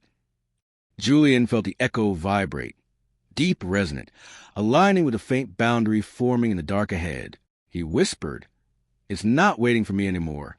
The boundary flickered sharply, like something on the other side had just taken a step closer. Julian's breath trembled. It's waiting for the city. Chapter 32. The City That Remembered Wrong. For a long moment, none of them moved. The faint horizontal line in the tunnel shimmered in and out of focus, like something trying to decide whether it belonged to this world or to the one pressing against it from the other side. Julian kept his grip on the metal railing at the platform's edge, aware of the cold biting through his skin, aware of Nadia's steady presence at his side, aware of Eliza's shallow breathing behind him, and beneath all of that, aware of the echo pulsing under his sternum a rhythm that no longer cared about his attempts to stay calm. The boundary ahead did not grow brighter, but it did grow clearer. The more he stared, the more he saw it as an outline rather than a line. A thin, vertical edge tried to stand up inside the dark. Nadia stepped forward until she was level with him, but not closer to the tunnel. We don't go near it, she said, voice even, as if speaking to herself as much as to them. Not until we know what it's sinking to. Julian didn't take his eyes off the forming edge. It's not sinking to us. How do you know? Eliza asked, her voice frayed but controlled. He pressed his palm against his sternum, feeling the echo vibrate like a tuning fork struck by a distant hand. Because it's not pulling. It's not calling. It's mirroring. The presence inside the resonance room hasn't moved. It's the city that shifted. Nadia looked down at the sensor disc on the ground. Waves of data spiraled outward in slow, uneven pulses that refused to settle into a clean pattern. The distortion field is spreading along the transit grid, she said quietly. This tunnel must be part of its new spine. Julian tore his gaze from the tunnel and glanced around the platform. Cracks in the tiles had formed subtle shapes that hadn't been there before. Rectangles bending into angles that matched the faint seam ahead. A rust stain on the wall had elongated into a thin vertical streak, almost like a shadow cast by something that wasn't there. It's rewriting itself, he murmured. Down here, on the surface, underneath everything. Eliza swallowed. We should go back to the office. These readings need modeling. We can try to map where the boundary will appear next. Julian almost laughed, but there was nothing funny in it. It's already a map. Nadia looked up. What do you mean? He gestured at the floor. The cracks, the stains, the way the tunnel is bending. It's all forming a layout. The city is turning itself back into whatever it remembers being. Memory isn't perfect, Nadia said. Structures forget too. Exactly, Julian replied. It's remembering wrong. The echo under his sternum pulsed once, sharply, as if agreeing. Nadia squared her shoulders. We won't get the pattern standing here guessing. Eliza's right. We need overlays, comparison models, the old structural maps, the collapse plan, the evacuation routes. Eliza nodded. If we can see what it's trying to restore, we can figure out where it will push next, and how it's using you to do it. Julian's eyes drifted back to the faint vertical edge in the tunnel. It hadn't moved, but the darkness around it felt thicker, more deliberate, as if distance itself had compressed into something denser. The presence inside him stayed where it was, near the inner doorway, watching. He exhaled slowly. Fine, let's go. As they turned away from the tunnel, the air behind them cooled even more, just enough for Julian to feel it brush the back of his neck like a breath. He did not look back. He didn't need to. The echo told him the boundary remained, waiting, tracking not just his location but his direction, like a point on a map that had learned to follow the pencil that drew it. They walked in silence back through the alley, out into the side street, where the buildings leaned fractionally toward the old transit line. A garbage bin that had always sat against one wall was now angled out by a few degrees, as if nudged by a hand that didn't understand how physical objects worked. A sign that had once read "No parking any time" had lost the A in any and the Y in time, leaving an accidental new instruction that made Julian's skin crawl. No parking. And I am. He tore his gaze away before his mind tried to turn it into something meaningful. They reached the municipal building side entrance and stepped inside. The warmth of the lobby felt like a lie. The overhead lights hummed with a familiar mechanical buzz, but Julian could taste the distortion in the air the way one tastes metal on the tongue before a storm. The elevator ride up to the 7th floor was slow and compressed, as if the building were stretching the seconds out to study how they fell. Julian watched his reflection warp slightly in the mirrored panel. Nothing dramatic, just a millimeter of misalignment around the edges of his shoulders, a faint blur along his jawline. When the doors opened, the distortion snapped back into place as if nothing had happened. In the office, Nadia went straight to the shelves and dragged out a heavy, flat box. She dropped it onto the central table with more force than usual. Old structural maps, she said. Pre-collapse. We compare them to the live readings. Eliza flipped open her laptop, fingers moving quickly as she connected the scanner, and began pulling the data. Julian lingered near the doorway, unwilling to go deeper into the room. Julian, Nadia said without looking up, come here. He obeyed, because not obeying felt worse. Nadia unfolded one large map after another across the table. The older ones were paper, creased, taped, annotated with red and black ink. The newer overlays were thin plastic sheets printed in faint blue lines. Eliza set the current distortion grid on top of everything, the live data projected onto a transparent panel that floated above the rest. Lines collided. Structures overlapped. Nothing matched perfectly. The city was misremembering itself. Nadia pointed to a section in the north. Here, this was the original outline of the Ashfall District before the partial collapse. Note the corridor placement, the sub-basement access lanes. Eliza layered the distortion grid over it. The lines jittered, then stabilized. Julian leaned in. The distortion didn't follow the old plan. It cut across it. Tunnels where there had never been tunnels. Boundaries in the wrong places. Levels twisted and inverted. It's not restoring the district to a past state, Nadia said slowly. It's creating a hybrid. Hybrid of what? Julian asked. Of what it was, she said, and what it thinks it should have been. Eliza zoomed in. Look here. The seam. At least where the seam was now. On the old map, the area beneath that section of the district had been labeled as a simple foundation layer. No sub-basement. No additional levels. Yet there is a seam, Julian said. Yes, Nadia replied, because the district doesn't care what was on the blueprint. It's following the memory of what happened, not the plan. Julian remembered the conference room. Eliza's badge. His own name printed on that impossible sheet of paper with status, pending typed underneath. It's using records too, he said. Names, logs, access codes. Records get corrupted, Nadia said. Someone misfiles one box, mislabels one entry, and the whole chain breaks. Now imagine a district trying to rebuild itself from broken records and fractured memory. And me, Julian said softly. Nadia looked at him. Yes, and you. Eliza shifted the overlay. The distortion field that had appeared in the tunnel outside traced a path that didn't exist on any of the maps. It bent around 3 blocks that had never been part of the original Ashfall layout and merged into an area that made Julian's chest tighten in a way that had nothing to do with the echo. Zoom in, he said quietly. Eliza did. There at the edge of the distortion's leading edge stood a building outline in code. B17-3.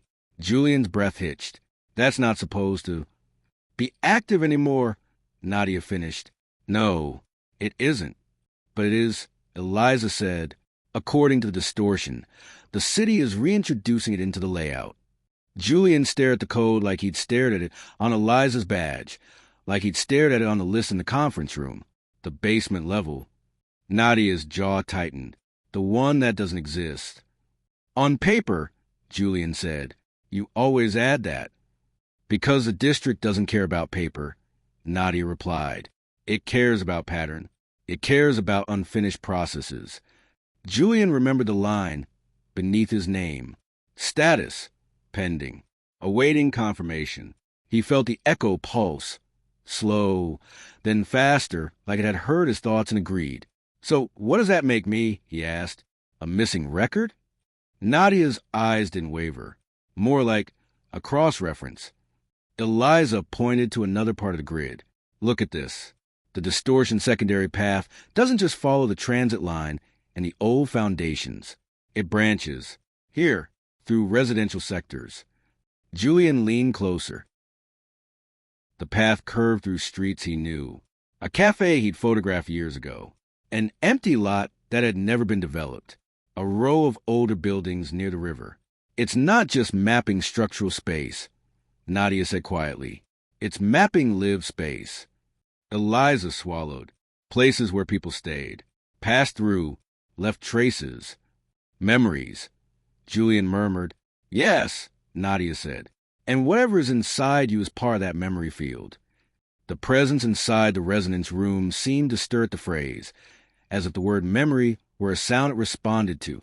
Julian felt its attention shift, not toward the doorway this time, but toward the inner walls of the room, as though feeling for where those walls connected to more than just him.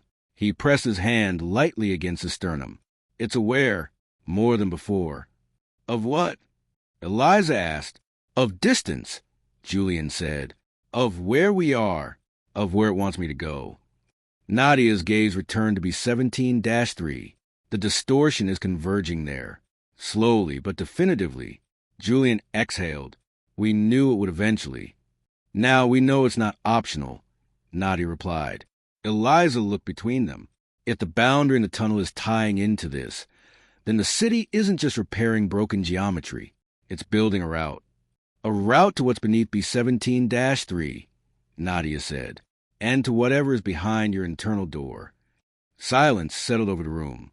Julian stared at the mapped line connecting his residence to the tunnel boundary, to the seam, to B17-3. It wasn't a straight path. It twisted, doubled back, spiraled. It looked less like a route and more like a net tightening. He felt a flicker inside his chest. The silhouette in the resonance room had moved again, not toward the doorway, not toward the walls. It had turned to face him. He swallowed. It's closer.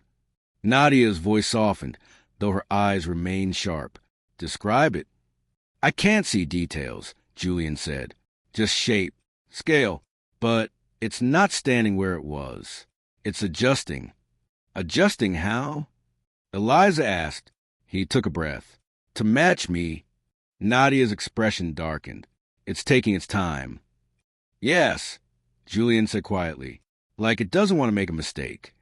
They worked in near silence for the next 30 minutes, layering data over maps, tracing paths, marking points of convergence where the distortion thickened. With each new overlay, Julian felt the echoes shift, as if the act of naming and mapping what the district was doing made it more real and more bound to him. By the time they stepped back from the table, a rough path had emerged, imperfect, incomplete, but undeniable, from the corridor to the seam, to the transit line boundary, to B17-3, and all of it containing his resonance signature, like a faint thread wound through its core. Nadia rubbed her eyes briefly, then looked at him. We're not going today. Julian nodded once. You're right. We need more time, Eliza said. More modeling. Stabilization protocols. Contingency plans. Julian's lips twitched in something that wasn't quite a smile. I think the district has its own timeline. Nadia didn't disagree. We don't follow its schedule. We make our own. Julian stepped away from the table, toward the window. Outside, the sky over Greyline looked flatter, its gray spread too evenly, no gradient, no depth. The buildings on the opposite side of the street were still, their windows dark. One of the street lamps that had been upright that morning now leaned several degrees to the left, as if bowing toward an unseen axis. He closed his eyes.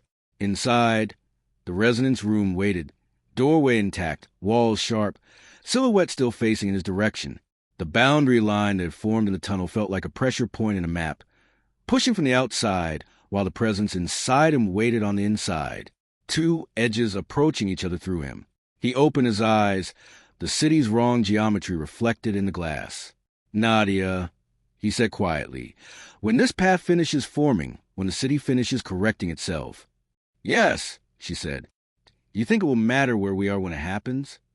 Nadia held his gaze, understanding the question he hadn't fully voiced. No, she said. I don't. Eliza looked up from the data. Why? Julian turned from the window, the echo under his sternum vibrating in a slow, deliberate confirmation. Because wherever we stand, he said, we're already on the map. Chapter 33. The street that bent toward him. Julian didn't notice the cold first. He noticed the silence, a silence that didn't feel like absence. It felt like attention, like the city itself had paused to see what he would do next. He stood just outside Nadia's building, the door clicking shut behind him as the evening light settled unevenly over Greyline. Nadia and Eliza were a few steps behind, carrying the equipment case and the resonance filters. They had insisted on air, movement, distance from the maps, from the overlays, from a room that had begun to feel too small even for 3 people breathing carefully. Julian hadn't argued. He needed to be outside. He needed to feel the city around him. He needed to know whether the boundary forming underground and the silhouette inside him had changed anything on the surface. A breeze passed through the street, but instead of dissipating naturally, it slid along the buildings like water, following grooves cut into stone. Julian watched it travel, tracing the wrong angles that had begun appearing since the distortion spike. The wind curved where the buildings curved. The light bent in subtle ways that made straight edges look slightly warped. The sky overhead retained its flat, depthless gray, as if gray line had been pasted beneath a sheet of frosted glass. Julian. Nadia's voice reached him, grounded but wary. He blinked and turned toward her. I'm fine. You're not, she said simply. And we shouldn't pretend this is normal. Eliza adjusted the equipment case in her hands. We don't have to go far. Just enough to test the outer grid. Julian nodded, because standing still felt like inviting the city to lean closer. They headed down the sidewalk as the last traces of sunlight faded. Every window they passed looked darker than it should have been. Some reflected nothing. Others reflected the three of them, but without motion. Still images that lagged half a second behind reality. Julian tried not to look at them directly. The echo beneath his sternum pulsed with slow, heavy cadence. Less like a heartbeat, more like pressure pushing outward from a sealed room inside him. He breathed out. It's different. Nadia walked beside him. Inside you? Yes, he said. And outside. They reached the intersection. Julian stopped. The street ahead wasn't right. It hadn't changed dramatically. Nothing so obvious a stranger would notice. But the curve of the road was off by a fraction, like the asphalt had shifted beneath a hidden fault line. A lamppost that had been upright yesterday now leaned slightly, angling itself toward the alley they had emerged from earlier. A shop sign across the street hung at a tilt that matched the slope of the sidewalk beneath it. Eliza lifted the scanner slowly. The distortion field is traveling. Following us, Nadia murmured. Julian didn't respond immediately. He stepped toward the center of the intersection, letting the air settle around him. The world felt heavier here, not physically, but geometrically, like space had more weight. He closed his eyes. The resonance room inside him stirred. Not violently, not even urgently, just deliberately. He opened his eyes again. The intersection wasn't brighter or darker, but the angles now seemed to lean toward him. The buildings weighted subtly inward, as if gravity had chosen a new anchor point. Nadia moved beside him. Tell me what you're feeling. Pressure, Julian whispered. Not on my chest, not in my head, on the space around us. Eliza frowned. Spatial pressure? Yes. He swallowed hard, like it's folding, like the city's testing its alignment. One of the street lights flickered. Once, then twice. Then it steadied, not brighter, not dimmer, but directed, almost angled toward where Julian stood. A faint hum vibrated up through the street, as if the concrete beneath their feet had inhaled. Julian, Nadia said cautiously, step back. He did, and the hum changed. The lamppost adjusted its tilt by the smallest measurable degree. Eliza stared, wide-eyed. It's tracking him. Nadia exhaled through her nose. We knew this was coming. I didn't think it would be this literal, Eliza whispered. Julian backed up another step. The street adjusted again. Not with motion, not with sound, just structural intention. A car passed at the far end of the street, its tires touching pavement that didn't bend, didn't shift, didn't react. Normal physics for a normal object. Only Julian wasn't a normal object anymore. He swallowed hard. It's not reacting to movement. What then? Nadia asked. Julian's voice thinned. It's reacting to alignment, to placement. Nadia moved closer. Your internal boundary, has it changed? Julian closed his eyes. Inside, the resonance room remained still, but not in the calm way it had before. The walls were taut. The air felt dense. The silhouette stood near the doorway, but farther inside the room now, its edges sharper, its outline more coherent. It wasn't facing him. It was facing the wall, as if waiting for another surface to connect. Julian opened his eyes. It's preparing. For what? Eliza asked. Julian didn't answer right away. A sudden gust of wind pulled at his jacket, sharp, directional. He turned toward it instinctively. The wind wasn't random. It blew not across the street, but toward one specific corner. Toward a narrow alley, one he knew, the alley beside Building 09. The building circled repeatedly on the old structural map. Eliza checked her scanner. The distortion is thicker there, much thicker. Nadia followed her gaze. Julian? Julian stared into the alley. For a second, he didn't see anything unusual. Then, The walls narrowed by an inch. One brick shifted forward. A shadow bent slightly left instead of right. Small, subtle, intentional. "It's inviting," Julian whispered. "It wants us to go there." Nadia put a hand on his arm. "We don't move yet. We think." Julian nodded, but the echo beneath his sternum pulsed once, hard, like a knock inside the room. He inhaled sharply, hand pressing against his chest. Nadia stepped closer. "What is it?" Julian's breath trembled. The silhouette. It moved. "How?" Eliza asked. Julian swallowed. "Closer to the wall, like it's aligning with something on the outside." Nadia turned toward the alley, her gaze darkening. "Then whatever's there is part of the map." Julian took a single step toward the alley. Nadia grabbed his jacket. "Not without knowing what we're walking into." He stopped, chest tight, because she was right, and because something else had just changed. Above them, on the opposite side of the street, a window flickered. Not with light, with reflection. Julian looked up slowly. In the dark glass, he saw the three of them, standing exactly where they were. But behind Julian's reflection, another shape stood, a silhouette, still, perfectly upright, edges sharp. Julian's stomach dropped. Eliza whispered, "Please tell me that's a distortion glitch." "It's not," Julian said. Nadia's jaw set. "Is it the one from your resonance?" Julian looked at the reflection again. The silhouette didn't move, but its head tilted, fractionally, precisely, toward the alley. Julian's voice was thin when it came out. "It knows where it wants us to go." The streetlight above them flickered once more. The alley darkened. The echo inside him pulsed again, syncing with something outside his body. Something slow, deliberate, structural. Julian exhaled shakily. "Nadia," he said. "Yes, I think the city is guiding us." Nadia looked at the alley, then at the reflection, then back at Julian. "I know." Eliza's voice was barely audible. "What do we do?" Nadia steadied her breath. "We follow it, carefully, deliberately, together." Julian swallowed hard, because he already knew they would end up in that alley, not because they wanted to go there, but because the city had already bent itself around the possibility. He stepped forward. The street seemed to exhale, and the alley waited. Chapter 34. The alley that narrowed behind them.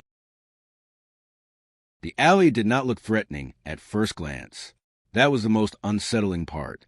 The narrow passage beside Building 09 was just as Julian remembered from years of walking past with his camera slung over his shoulder, brick walls weathered to patchy reds, a rusted drain pipe clinging to the left side, a scatter of paper caught in a still pocket of air. But the more he looked, the more he felt the wrongness beneath its surface. The walls leaned in by a degree too slight to be accidental. The shadows pulled unevenly on either side, and the air carried a tension he could sense physically in the echo beneath his sternum. Nadia stood beside him, eyes scanning the space with careful precision. Eliza lingered a few steps back, holding the scanner like a lifeline. Julian could feel both of them watching him as much as watching the alley. He didn't blame them. Whatever was happening in this city, it was happening through him, around him, because of him. He took a slow step forward. The ground adjusted, not visibly, not audibly, but he felt it through the soles of his boots, a subtle realignment, as if the pavement were orienting itself toward the point where he placed his foot. His pulse jumped in response. The echo followed suit with a deeper vibration, one that synced with a faint pressure coming from the alley itself. Nadia kept her voice low. "Stay aware of any shift in your internal signature." Julian nodded without looking back. "It's already shifting." Eliza moved closer, scanner raised. "The distortion density is peaking at the entrance. Beyond that, I don't know. The readings are unstable." Julian exhaled, steadying himself. He stepped farther in. The alley tightened behind him, not dramatically, just enough that the space he had just crossed felt narrower than it should have been, as if the walls had taken advantage of his movement to slide inward by a fraction of an inch. Nadia noticed. "It's closing behind us." "Not a full closure," Eliza said quickly, though her voice carried tension. "Just compressing, maybe to guide direction. Or prevent retreat. Julian murmured. Nadia didn't contradict him. They moved deeper. The sound changed first, not silence, but something like pressure on silence, heavy and thick. Julian lifted his hand toward the wall without touching it. The air shifted again, as if something were breathing along the bricks. "Do you feel that?" he whispered. Nadia nodded once. "The district is adjusting the dimensional load. This alley is becoming part of the spine." Eliza swallowed. "Meaning it's connecting to the same structure as the tunnel boundary?" "Yes," Nadia said. "Everything is consolidating." Julian took another slow step. The echo pulsed sharply, and his knees nearly buckled. Not from pain. There was no pain. But from a sudden sensation of doubling, as if a second version of himself had taken the same step half a beat behind. Barely out of sync, he steadied himself on the wall, fingers hovering a millimeter from the surface. His breath slowed. Inside the resonance room, the silhouette moved, not toward him, not toward the doorway, but toward the right wall, aligning with something. Julian stilled. "It's reacting to this alley." Nadia moved closer. "Describe what you're sensing." "It's adjusting position," Julian said. "The same angle as the alley. It's copying it." Eliza checked the scanner, eyes widening. The distortion curve is matching Julian's internal signature. It's folding toward him. Julian stared deeper into the alley. A faint shape waited near the far end. Not a person, not a silhouette like his reflection, but a vertical irregularity in the shadow, as if the darkness had depth where it shouldn't. He blinked, and the shape sharpened, its edges faint but undeniable. Nadia followed his gaze. "Do you see something?" "Yes," Julian whispered. "What is it?" Eliza asked. "I don't know. It's not humanoid. It's not geometric. It's just," he struggled for the word, "aligned." The echo pulsed again, stronger this time, as if reacting to the shape ahead. He felt the resonance tighten through his ribs, like something inside him was bracing. Nadia's voice cut through the tension. "We don't approach it directly." Julian nodded, but he didn't step back. His feet wouldn't obey even if he tried. The alley had a pull, subtle, patient, not forceful, not coercive, but insistent. "Julian," Eliza said softly, "your signature is rising again, more than before." He pressed a hand flat against his sternum. "It's not me. It's the room." Nadia stepped closer. "What is happening inside the resonance?" Julian closed his eyes. Inside him, the room was no longer static. The walls trembled slightly. The doorway flickered with faint light. And the silhouette was standing in the exact same orientation as the irregular shape ahead in the alley. Julian opened his eyes. His voice shook. Its matching positions. Both sides. Nadia's jaw tightened. The city is building a direct axis. Eliza's breath hitched. Between the room inside Julian and the alley, Nadia finished. Julian swallowed. "It's creating a pathway." "Not yet," Nadia said quickly. "It's testing alignment. This is still preliminary." The shadow shape at the far end of the alley shifted. Only a few centimeters, but enough that Julian felt the change physically. The echo surged as if the room inside him had reacted with the same movement. He gasped. "It moved." "We saw it," Nadia said. "Stay with us." Eliza took a shaky breath. If it's responding to Julian's presence, what happens if he gets closer? Julian didn't answer, because the answer came from the ground. A faint vibration rippled to the pavement. Subtle, precise, as if something beneath the alley had turned over in its sleep. The bricks on the right wall flexed inward, forming an incline barely visible to the eye but unmistakable to the body. Nadia spoke quickly. "Don't take another step." Julian froze. Eliza lifted the scanner. "The field is changing shape. It's shifting from compression to orientation." Julian stared at the shadow shape. "Meaning?" Nadia's voice dropped. "Meaning it's ready." Julian's stomach twisted. "Ready for what?" Nadia didn't answer, because the shape at the end of the alley pulsed. Once, a slow exhale of darkness, expanding and contracting. Julian staggered. The echo resonated in perfect sync. "It's calling," he whispered. "Not pulling. Calling." Nadia touched his arm. "Julian, look at me." He forced himself to turn his head. Her eyes were sharp, Steady. We move back. Together. Julian nodded. They stepped back. The alley tightened. Not behind them. Around them, the walls creaked, mortar grains shifting. The air thickened with geometric pressure. The shadow shapes sharpened, as if trying to hold their attention. Eliza's voice cracked. It doesn't want us to leave. Nadia's grip tightened on Julian's sleeve. Keep moving. They pushed backward in slow, deliberate steps. Julian's heart pounded. The echo inside him vibrated sharply. The silhouette in the resonance room took a single step backward, perfectly sync with him. The alley resisted, but they didn't stop. One step, another. The walls tightened one last time, then released. They stumbled out onto the street, breathless. The alley behind them went still. The shadow shape dissolved. The distortion flattened as if nothing had happened. Julian pressed a trembling hand to his chest.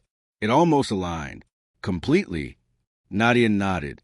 Yes, and that's exactly why we leave it alone. For now. Eliza exhaled shakily, clutching the scanner to her chest. It wasn't trying to trap us. She swallowed. It was trying to finish the map. Julian stared back at the dark entrance of the alley. He didn't need to close his eyes to feel the silhouette inside him still standing at the wall, aligned with a place that hadn't been built yet, but was being built around him. He whispered, "It's getting closer." Nadia's voice was steady, but low. "And so are we." Chapter 35. The corner that forgot it existed. The city felt different the moment they left the alley, and Julian sensed it as an uneven weight in the air, subtle at first, then unmistakable. It wasn't the oppressive heaviness of the underground resonance zones. It was something quieter, more deliberate, like a presence that had finally understood how to hide itself in plain sight. The street looked normal in every way that counted. Cars passing at ordinary intervals, people walking with distracted focus, the faint echo of traffic drifting between buildings. Yet beneath that veneer, gray lines seemed to have shifted its posture, changing something fundamental in the arrangement of structures and the space between them. Julian felt it pressing against his awareness, like a door behind which someone waited without moving. Nadia walked at his side, her steps controlled, her gaze sweeping the facades with the sharpness of someone reading a coded message written in the angles of windows and the lines of brickwork. Eliza followed close, gripping the scanner against her chest as though it were a fragile organ the city might reach for at any moment. The echo beneath Julian's sternum had settled into a low, steady frequency. Not pain, not urgency, but a continued correspondence with something he couldn't yet see. The resonance room inside him felt taut, walls slightly angled inward as though listening. They moved toward the crosswalk. The nearby traffic signal glowed red, with an unwavering intensity.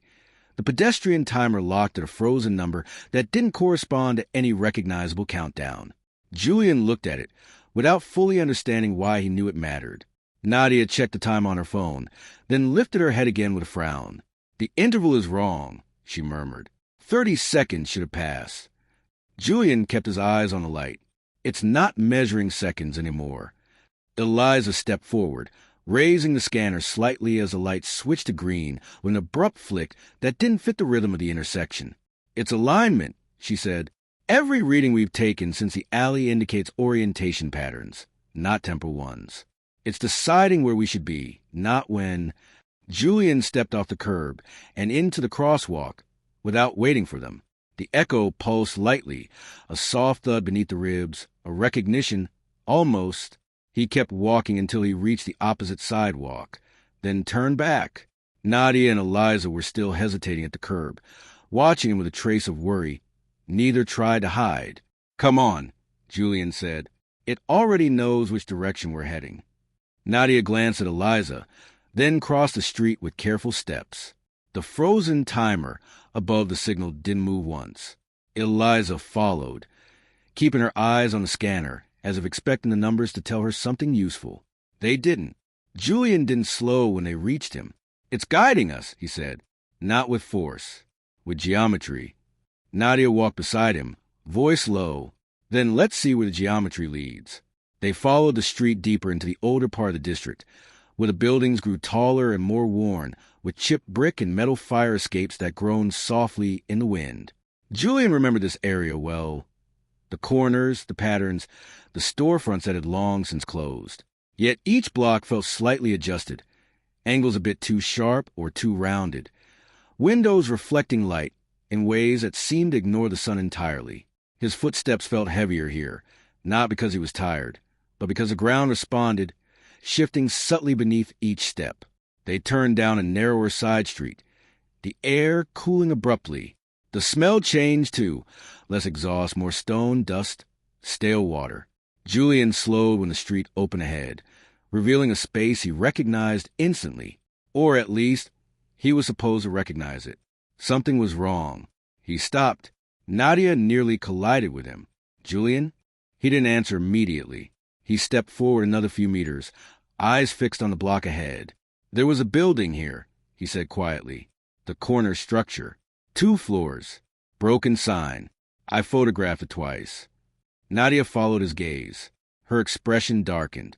"Yes," she said, "with a blue door." Eliza blinked. "I don't remember any blue door." "You wouldn't," Nadia replied. "You moved out before it was condemned." But the building wasn't there. In its place was a gap. Not an empty lot. Not a demolition site. A gap. An absence so cleanly extracted that Julian's mind stumbled over it. 2 walls, one on each side, should have met to form the corner, but instead extended into open space. The distance between them impossible to interpret. The air shimmered faintly, as if refusing to allow depth to form. Julian stepped closer. The world bent. Not drastically, not enough to make him dizzy, but in a way that made no visual sense. The gap didn't behave like air. It behaved like an unfinished surface the city hadn't decided how to render. The echo pressed against his chest in a slow, resonant wave. Eliza raised the scanner with shaking hands. This reading shouldn't even be possible on the surface. Her breath caught. The distortion is strongest right here. It spreads down and outward like a funnel. Nadia crouched near the sidewalk's edge and extended her hand carefully toward the shimmering space without entering it. "This isn't a missing structure," she said. "It's a missing intention. The district removed something from its own configuration." Julian stared into the warp gap. "It's not a mistake. It's deliberate." "Yes," Nadia said. "This footprint is being rewritten." Julian swallowed as the echo pulsed harder. "Is this connected to be 17-3? Eliza nodded slowly. "Everything is converging. The alley, the erased building, the distortion grid. It's all pointing underground." Julian closed his eyes.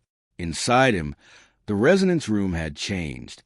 A second doorway, narrower, less defined, had formed on the sidewall.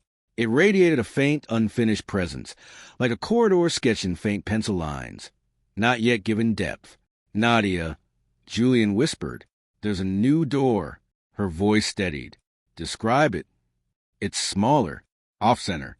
It doesn't lead anywhere yet." He opened his eyes. "It's a placeholder." Nadia exhaled, "Just like this gap."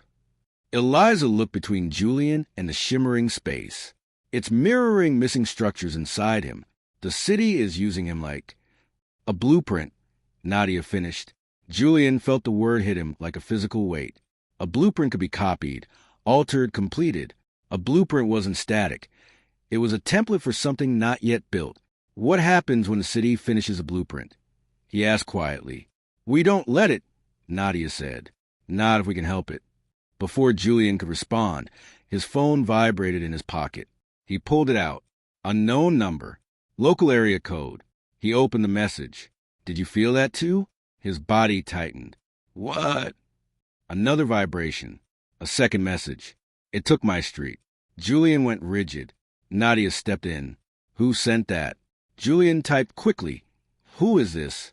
The reply came instantly. "Eliza. North side. The corner building across from mine is gone.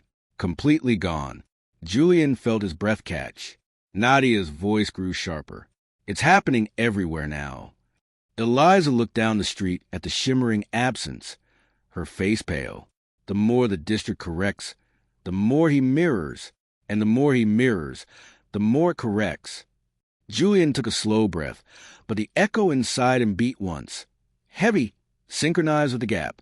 Inside the resonance room, the new doorway brightened slightly. The silhouette didn't move toward it. It simply watched, as if waiting for something to arrive. Julian whispered, "It's starting to rebuild the city through me." Nadia answered without looking away from the gap. "No, it already has." Chapter 36. The Block That Answered Back. They didn't argue about where to go next.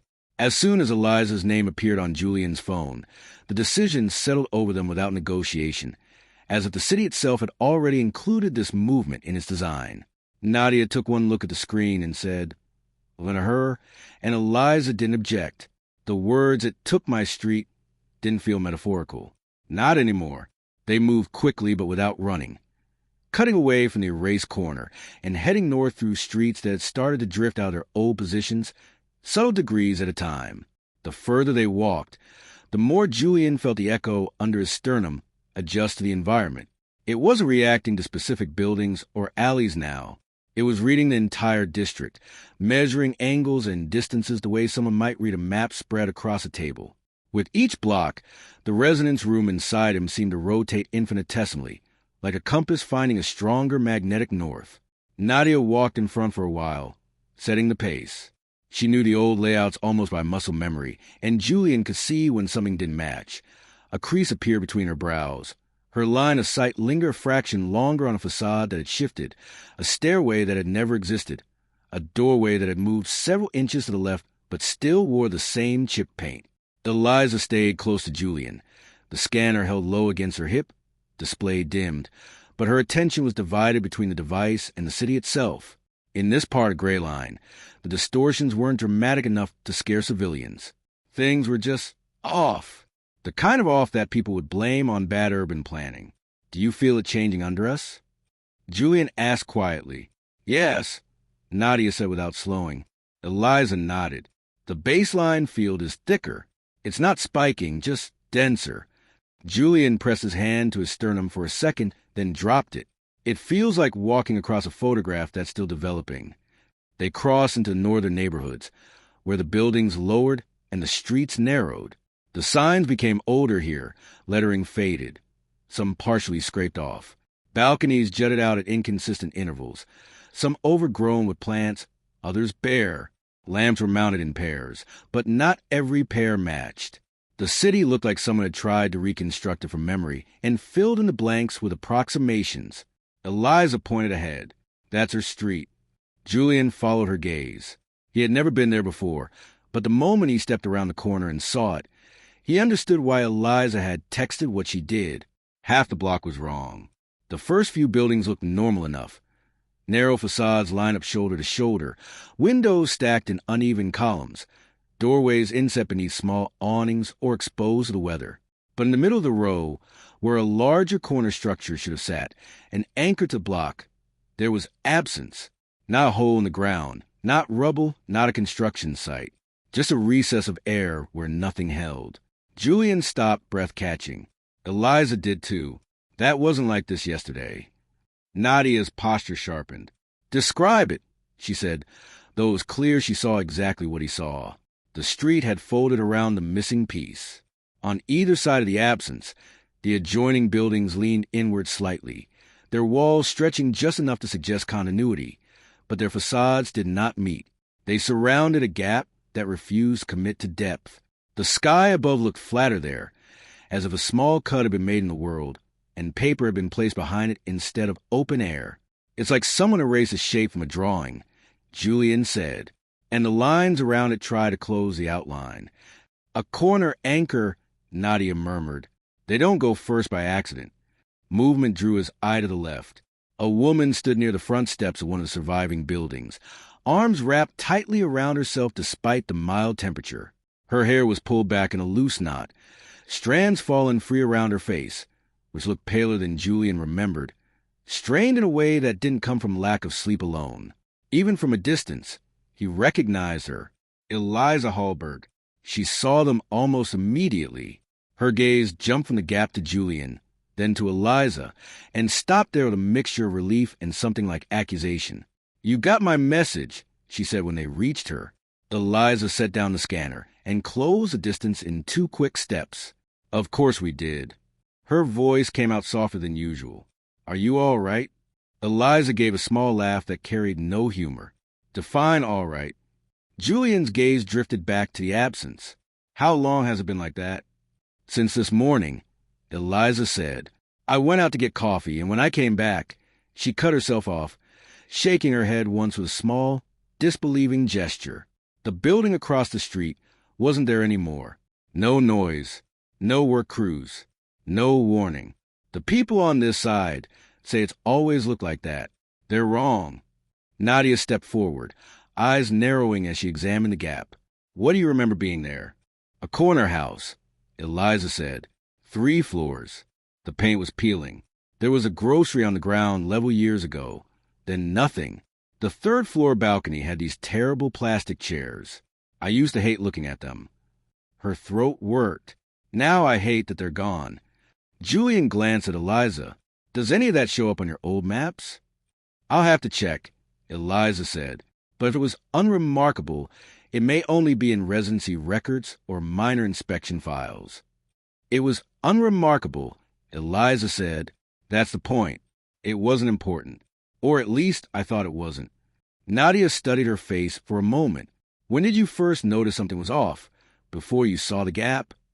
Eliza hesitated, then looked away. "I woke up around 4 a.m. because the hallway light flickered. I thought it was just the wiring, but it kept flickering in a pattern." She rubbed her hands over her arms as if trying to erase the memory.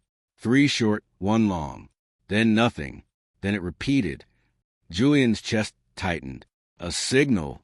"Yes," Eliza said quietly. "But I didn't understand it. I still don't. I just know that by the time I went outside the building, her gaze slid back to the absence. It was like memory had been scraped off the street." The echo pulsed deeper now, resonating not just with the gap, but with Eliza herself. Julian felt it like a chord struck inside both of them. He pressed a hand to his sternum, steadying himself. Nadia noticed. "What is it?" "She's tied to it," Julian whispered before he could think better of it. Eliza looked sharply at him. "Excuse me." Julian met her eyes. "I'm not saying it's your fault. I'm saying the district recognizes you. You live there, near it. You were part of its pattern. It's not erasing buildings at random." Eliza's shoulders stiffened. "So what, it's punishing me?" "No," Nadia said. "Correction isn't punishment. It's completion. It's trying to finish something it believes was left unfinished. And it's using people with strong imprints as access points." Eliza's mouth twisted. "That doesn't sound better." Eliza picked up the scanner again and adjusted the settings. "I need to collect readings from a verge of the gap. I won't cross it." She looked at Eliza. "You're staying on this side." "Don't worry," Eliza murmured. "I'm not planning on stepping into the void on purpose." As Eliza moved closer to the edge of the absence, the scanner flickered with a series of unstable values. She frowned. "The field here doesn't behave like the others. It doesn't spike. It loops. The data is circling the same values instead of increasing or decreasing." "Feedback," Nadia said quietly. "It's a closed loop waiting for an input." "From what?" Eliza asked. Nadia glanced at Julian. His stomach dropped. "From me." The echo responded as if agreeing. Inside, the resonance room brightened along its edges. The new side doorway, the one that had only been a faint outline before, sharpened slightly, its frame darkening the surrounding wall, without deepening the interior yet. The silhouette hadn't moved, but its head had turned just enough to suggest it was aware of the change. Julian inhaled through his nose, slow and controlled. "The door inside me is connected to this. The new one. It feels like the room has been waiting for something to be removed out here." "A vacancy matching a vacancy," Nadia said. "A blueprint seeking an empty plot." Eliza stared between them. "So what happens if this?" She gestured at the gap. "And whatever's inside you finally line up?" Julian didn't answer. He didn't need to. The echo pulsed again. Eliza walked back to them, eyes still on the scanner. face paler than before. If that happens, whatever is on the other side of that door might not have to cross through the seam anymore. It could come through here, instead, directly into the city. Eliza swallowed visibly. Outside the district. Yes, Nadia said. That's the risk. Silence settled over them, thick and close. A car rolled past at the far end of the street, its driver not even glancing in their direction.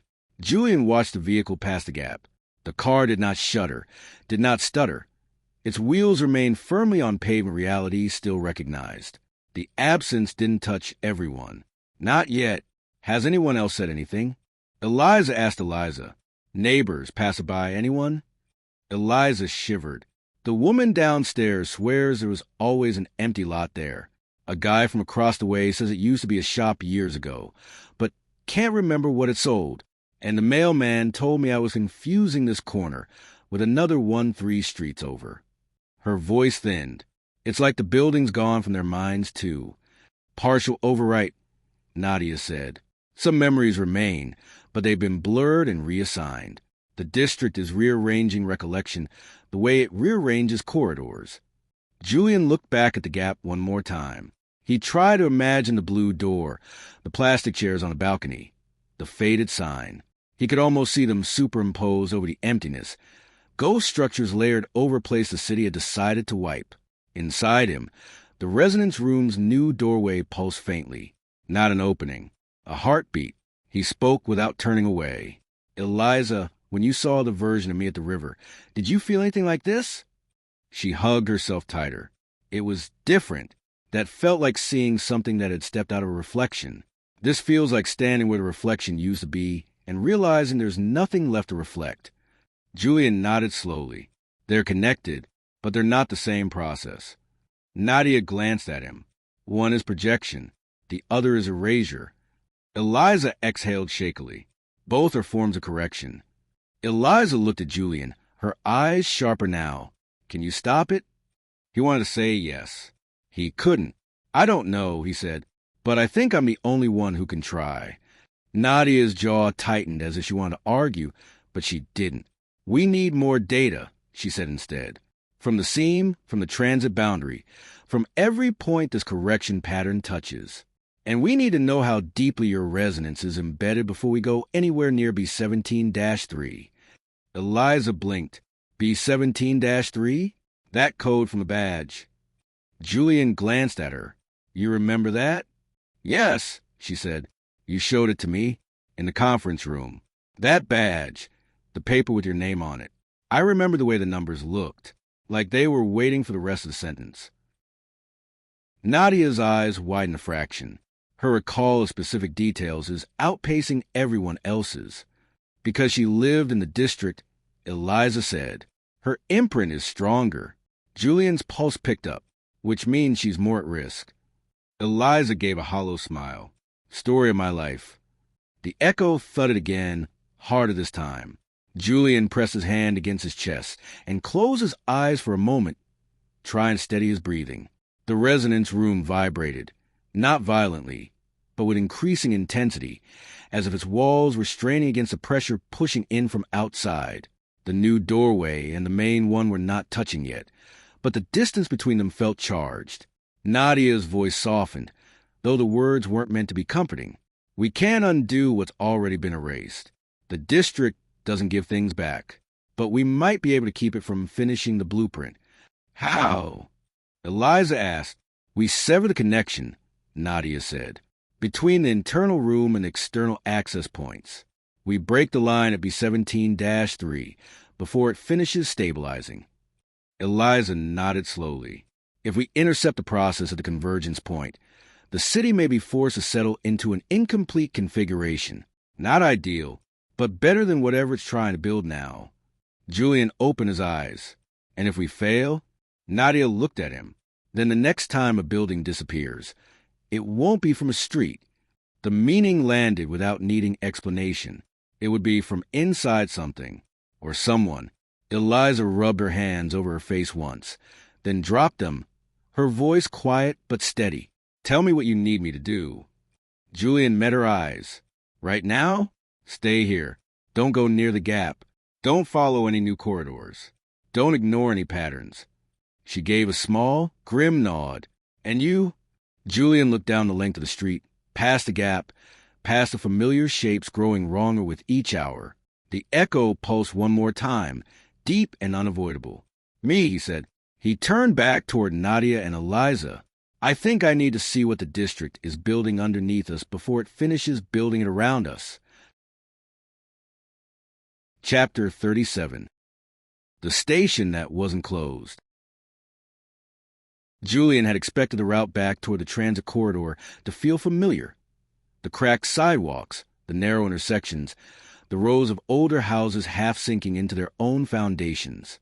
But now every street looked like a version of itself drawn from memory instead of from reality. The details were right, but the placement was wrong. The district had started rearranging things not by removing entire blocks, but by nudging corners, lengths, and proportions until the entire neighborhood felt like a photograph subtly stretched on all sides. Nadia led the way, but even she slowed at intersections she would normally cross without thinking. She'd look left, then right, then down at the sidewalk like something in the pattern of tiles or cracks was unfamiliar. The city wasn't hiding its influence anymore. It was shaping the surface with the same confidence it shaped the deeper layers. Eliza walked slightly behind Julian, her scanner held close, its soft hum turning thin and continuous, an indication the field around them was no longer fluctuating, but stabilizing into something unified. She looked from the display to the street, then back again, as if trying to reconcile what she saw with what she measured. Eliza hadn't joined them. They had insisted she stay back. Her street was already altered. They couldn't risk dragging her deeper into the convergence. But her absence weighed on Julian with a quiet guilt.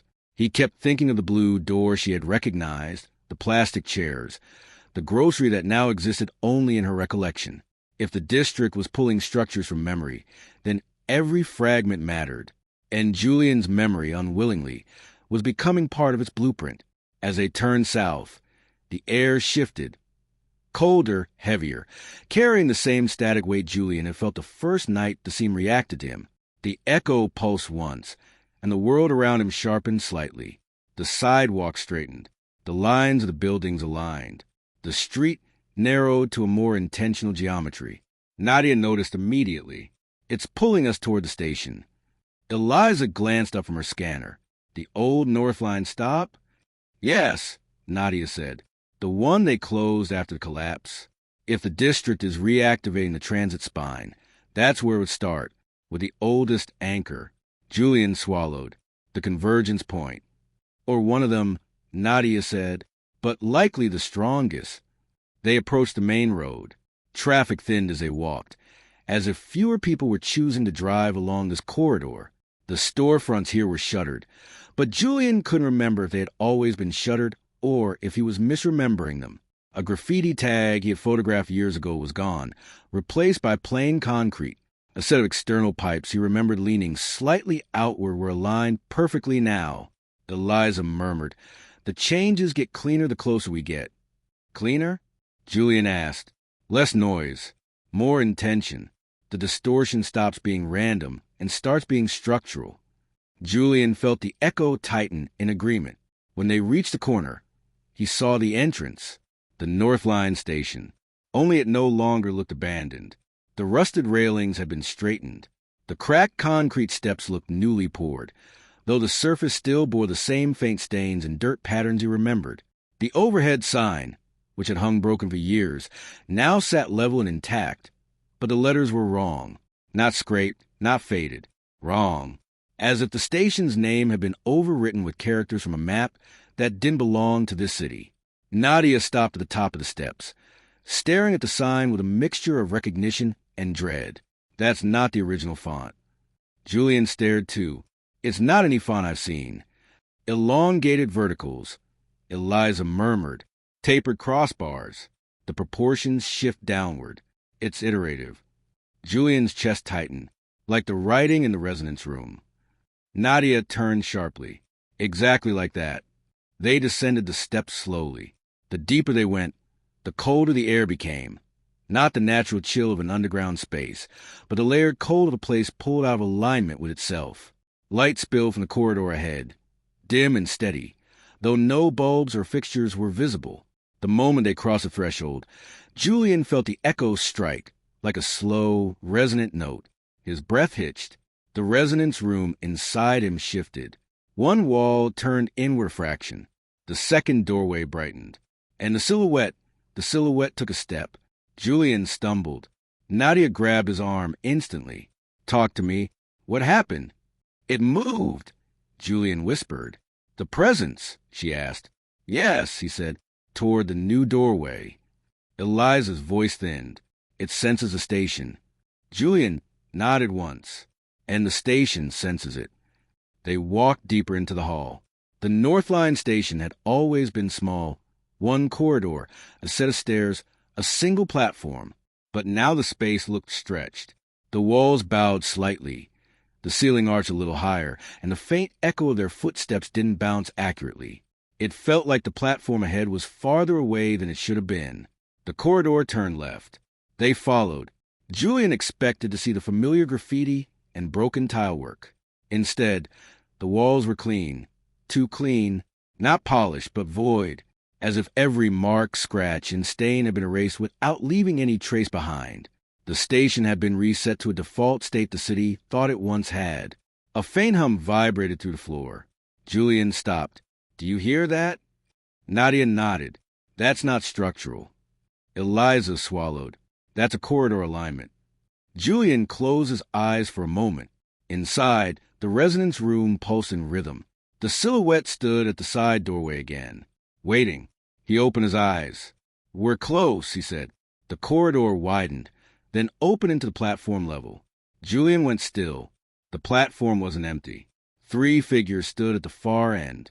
At first, he thought they were real people, silhouettes outlined by the faint ambient glow that filled the space.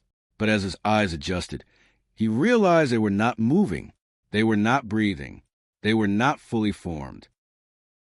Projections, flat along the edges, blurred at the joints, faces indiscernible, identities erased. "Nadia," Julian murmured. "I see them," she said, voice low and controlled. "Don't approach." Eliza raised the scanner slowly. The device shook in her hands. "They're anchored. They're part of the correction pattern." Julian felt cold crawl up his spine. "They're placeholders." "Yes," Nadia said. "Stand-ins for what the district wants to retrieve." The echo surged inside Julian. The silhouette moved again, 2 steps this time, approaching the side doorway in his chest.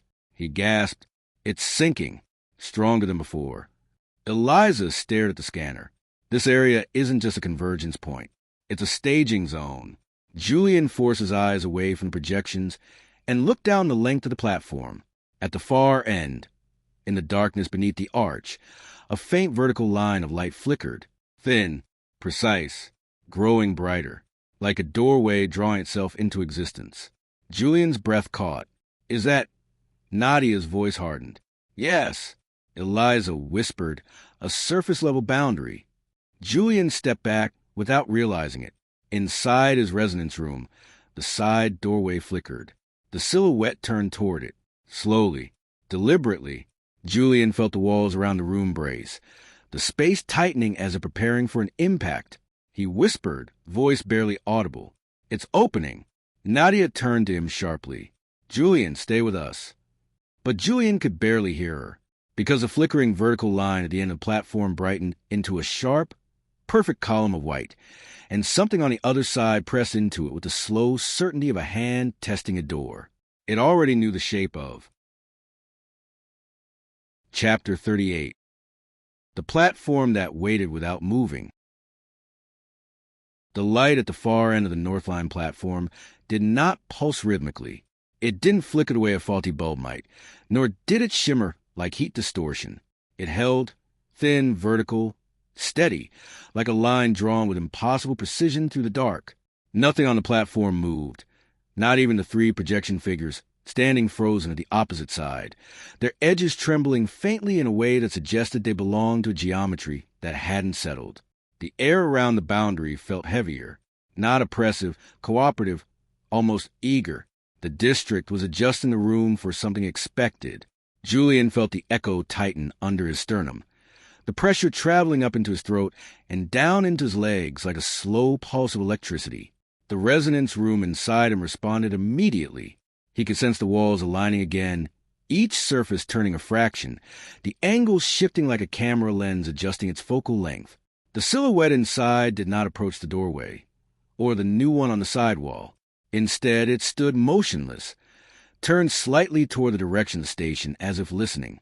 Nadia walked slowly to Julian's right, her gaze sharp, absorbing details the way most people breathe. Eliza stayed closer to the wall, the scanner pointed low, but still reading, its hum deepening into a tone that no longer fluctuated but resonated, as if matching the boundary's frequency. Julian stepped closer to the edge of the platform. Immediately, the boundary reacted, not with movement, not with expansion, but with a soft tightening of the light around its edges, the way a pupil contracts at sudden brightness. It was subtle, almost imperceptible, but Julian felt like a tug inside his chest.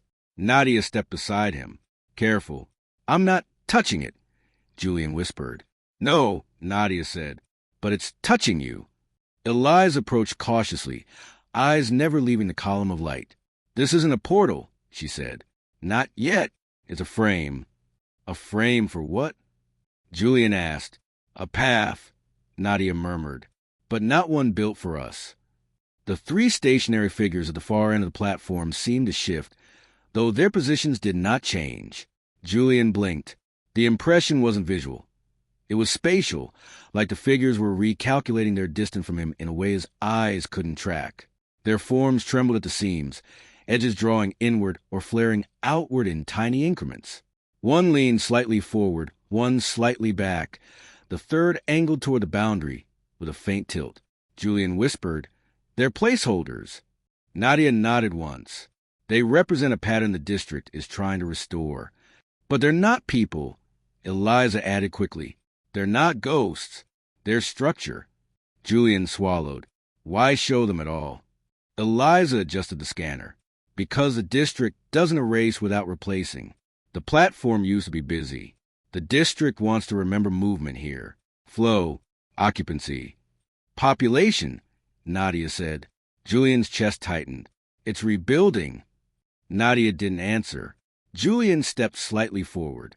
The light column brightened again, not outward, but inward, condensing like a breath pulled through a narrow opening. His throat tightened with the echo's rising vibration. Inside the resonance room, the new side doorway thrummed with faint light. The silhouette shifted in relation to it, angling its head in a way that suggested curiosity or recognition. The main doorway remained dark, but the space behind it felt more present than before, closer, as though the boundary on the platform echoed inside his chest. Julian's voice came out thin. "It senses this." "I know," Nadia said softly. The platform shifted then, not physically, not visibly, but in the subtle realignment of sound. The hum deepened by a single, perfect note. The ceiling above the track seemed lower. The lights along the wall dimmed with a synchronized flick that did not resemble decay, but intention. One of the projections at the far end leaned slightly forward, its blurred form tightening. Eliza's breath trembled. "Julian, do you feel anything pulling?" Julian shook his head slowly. "Not pulling. Aligning." Nadia lowered her voice. "Describe it." "It's like..." Julian swallowed, trying to interpret the sensation. "Like there's a point on the platform the district is waiting for me to reach." "Where?" Eliza asked. Julian turned his head slightly toward the center of the platform. "Here," he whispered. Nadia stepped in front of him, blocking his view. "You're not stepping into alignment yet. We don't know what activates this construct." "I'm not," Julian said quickly. "I'm only looking." But the echo disagreed. It pulsed once, hard, sending a tremor through the resonance room. The silhouette snapped its head toward the main doorway. The new side doorway darkened. The walls tensed. Julian winced. "Eliza," Nadia said sharply. Eliza checked the scanner. "The internal field is reacting to an external orientation. If Julian gets too close, the silhouette might." She stopped. The boundary flickered. Just once. A soft distortion rolled across the platform like heat distortion bending the air.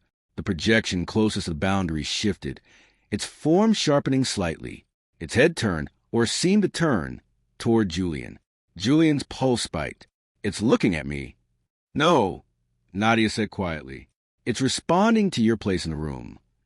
Julian shook his head. "That's the same thing." The lights along the track edge flickered again, each one in perfect sequence. Left to right, right to left, then center outward, forming a pattern. A pattern Julian recognized. 3 taps. Pause. 2 taps. The rhythm Nadia had warned him about. The rhythm from the alley. The stairwell. The erased building. The gap. Eliza whispered. "It's the same signal." Nadia's jaw tightened. "It's calling." The boundary brightened.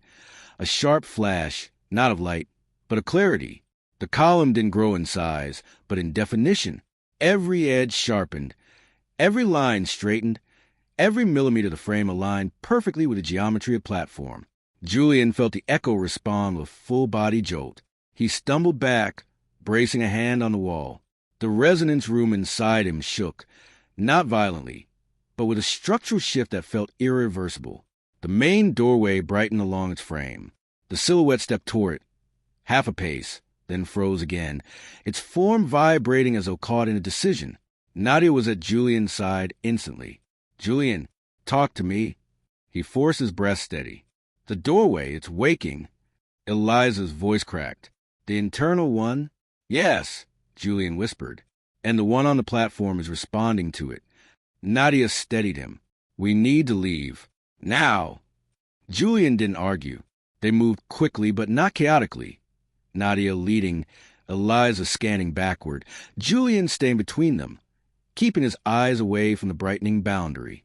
As they reached the corridor, the hum deepened again, the sound following them like a slow exhale. Julian glanced back once. He wished he hadn't. One of the projection figures had shifted entirely from its previous position. It now stood at the edge of the boundary, head tilted toward the arch of light. Another distortion rippled across the platform, and the boundary itself, just for a breath, shivered inward, as if something on the other side had pressed its weight against the frame in a slow, deliberate attempt to step through. Chapter 39. The Room That Tried to Follow. They didn't talk much on the way out of the station. Words felt too small compared to pressure that had started pushing from beneath the city and from inside Julian's chest at the same time. The corridor back to the street seemed longer than before, the turns slightly different, the slope of the floor subtly adjusted, as if the station were trying to slow them without making that intention obvious. The hum in the walls followed them, losing volume but not presence, like a sound remembered after it fades. Julian kept his hand close to the tiles as they walked, not touching, just tracing the line of the wall with his awareness.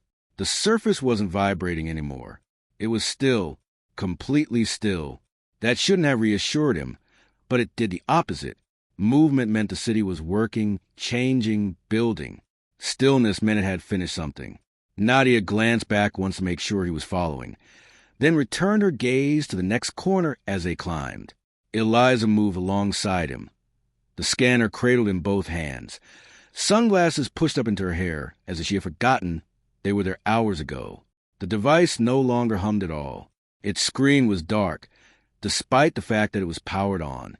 She checked 3 times. "It's not malfunctioning," she said quietly, more to herself than anyone else. "It's being ignored." Julian's voice was rough. "By what?" "Whatever decided it doesn't need to be measured anymore," she said. "The field at the station, it's stabilized. It doesn't consider us an anomaly that needs tracking. It's us who are out of alignment now." "That's comforting," Julian muttered. They reached the last flight of stairs. The light at the top looked too bright, too flat, as if the city had painted over the sky with a more acceptable shade of white. When they stepped out, the shift in temperature hit all 3 at once. The air above ground was warmer, but only by a degree, and the wind moved oddly, less like air currents and more like something searching for edges. Nadia didn't stop. "We go back to the office," she said. "We don't split. We don't detour." Eliza nodded once, tucking the scanner close to her ribs. If the boundary is active down there, its map will be visible in the overlays. Julian walked between them down the pavement, every sound slightly too crisp. Traffic noise came in short bursts instead of continuous wash. A horn blared once, then silence swallowed it so completely that he wondered if he'd imagined it. Footsteps behind them vanished the moment they turned into another street, as if no one was willing to follow them into the parts of Greyline pressing hardest against his own rearranged veins. The echo in his chest had settled into a slow, heavy rhythm. It wasn't the erratic pulsing from before. It was deeper, broader, like a vibration carried through thick steel. The resonance room inside him no longer felt like an isolated structure. Its edges hummed with a sensation that made his skin crawl. Awareness, not just his awareness of the room, but the room's growing awareness of what lay beyond it. He clenched his jaw and tried not to focus on it. It didn't help. He could feel both doorways now. The original one, the oppressive absence at the front of the room, and the newer one at the side, still thin but more defined. The silhouette stood between them, not facing either directly. It stood at an angle, as if calculating the distance between the thresholds and the walls, measuring which one would open first. It didn't move when he thought about it, but it knew he had. Julian, Nadia said. He realized he had slowed down. "I'm fine." "Don't lie," she replied, not unkindly. He exhaled. "It's louder. Inside." The station woke something up properly. Or maybe it just finished drawing one of its lines. Nadia's expression tightened. Then we're on borrowed time. They reached the municipal building. Inside, the lobby was nearly empty. Just a security guard half watching a muted news feed, a woman at the far end flipping through a sheaf of forms, the faint buzz of fluorescent lights overhead. Everything looked normal. Too normal. The city had hidden the changes above ground well. It wasn't interested in frightening people. It just needed to reposition them. They took the elevator up to the 7th floor. This time, Julian watched the display above the doors. The numbers advanced in order, but there was a slight delay between floors, a pause that didn't match the physical movement, as if there were more levels than the indicator acknowledged. When the doors opened, the hallway looked as it always had: gray carpet, white walls, framed diagrams, emergency exit signs pointing in logical directions. For a moment, Julian allowed himself to believe that the station had been a self-contained anomaly, that the outside world might still obey ordinary rules. Then they stepped into Nadia's office. The maps were wrong. Not all of them. Not obviously. But Julian could see at the moment his eyes landed on the table. The overlays they had left spread out before leaving for the station had shifted. Not physically. No one had entered the room.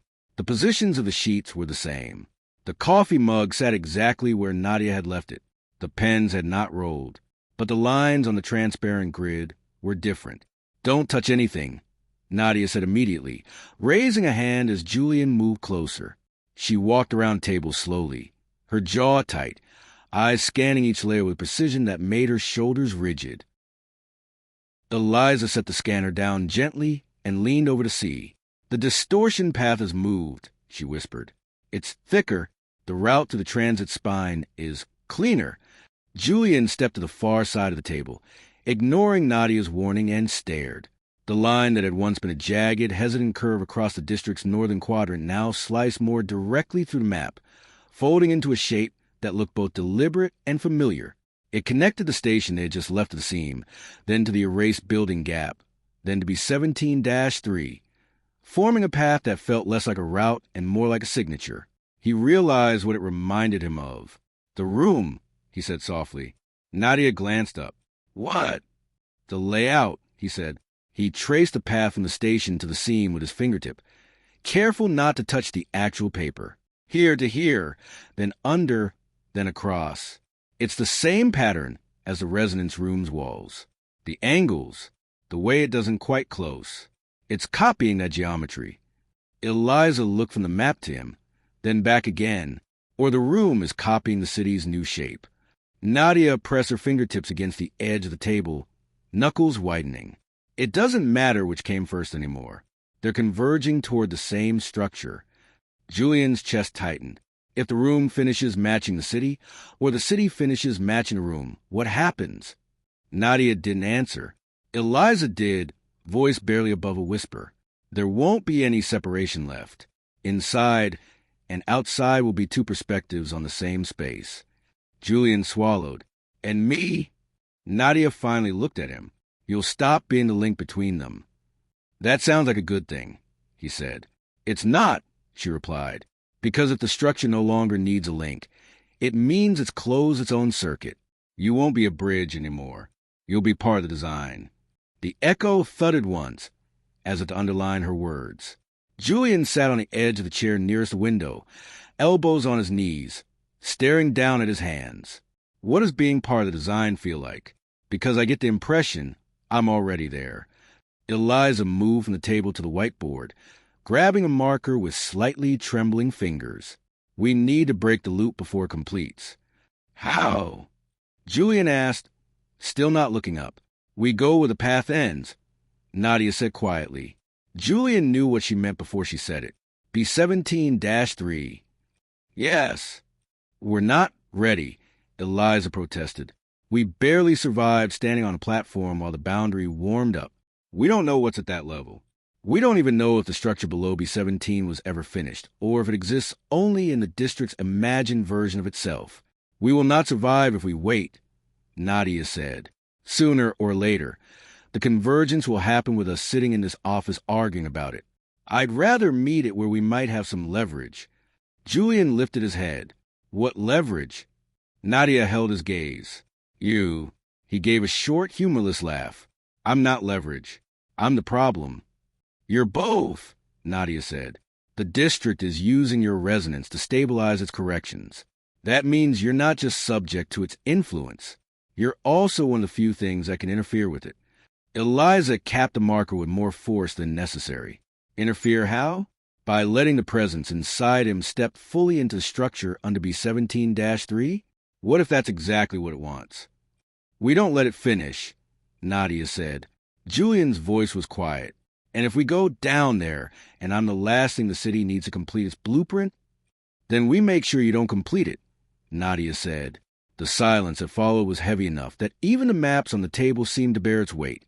Julian looked at her. You mean what I think you mean. Nadia didn't look away. I mean, if the only way to stop this is to shut down your resonance permanently, we do it before the structure locks.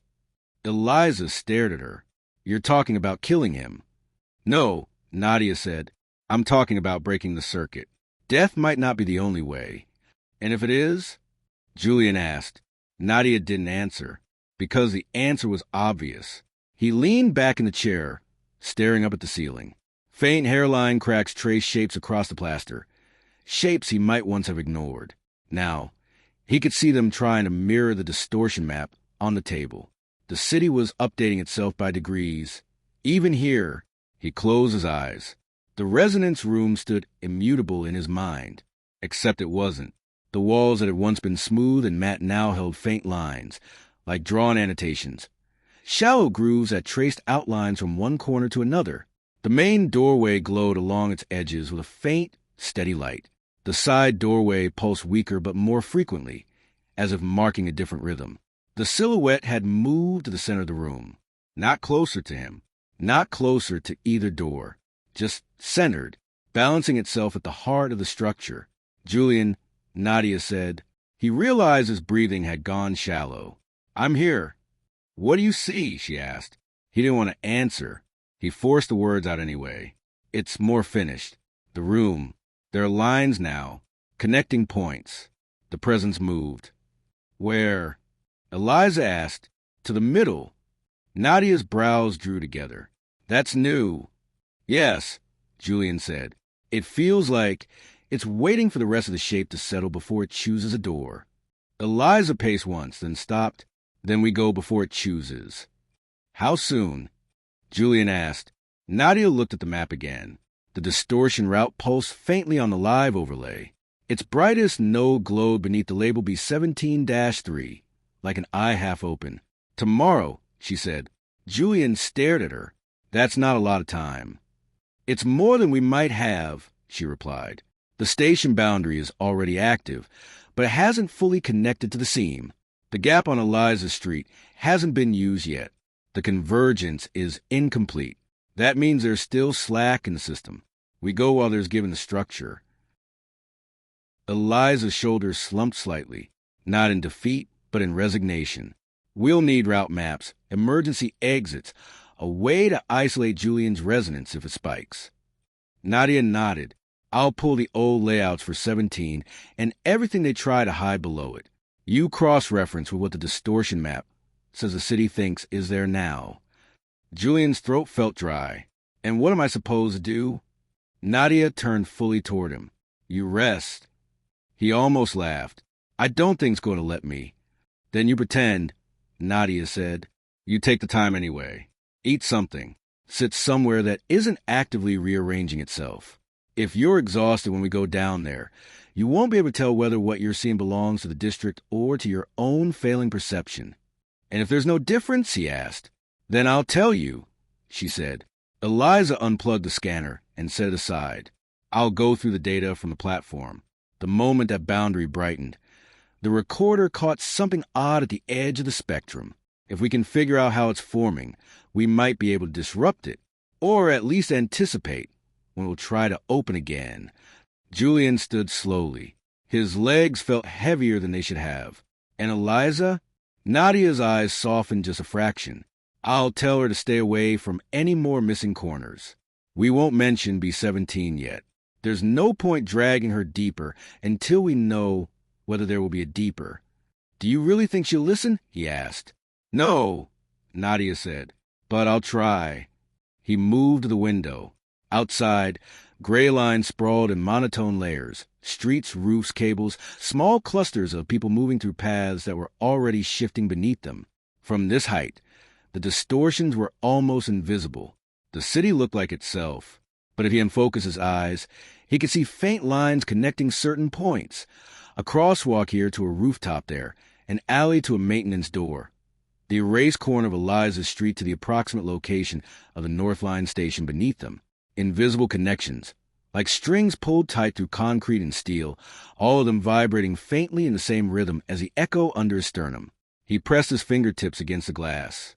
Inside the resonance room, the silhouette turned its head, as though looking in the same direction. Tomorrow, then, he said. Nadia didn't contradict him. He stood there for a long time, watching a city that had already begun answering to a design it hadn't finished drawing yet, and trying not to imagine what it would look like when the last line connected, and there was nowhere left in its map that wasn't already part of the room inside his chest. Chapter 40. The Night That Refused to Settle.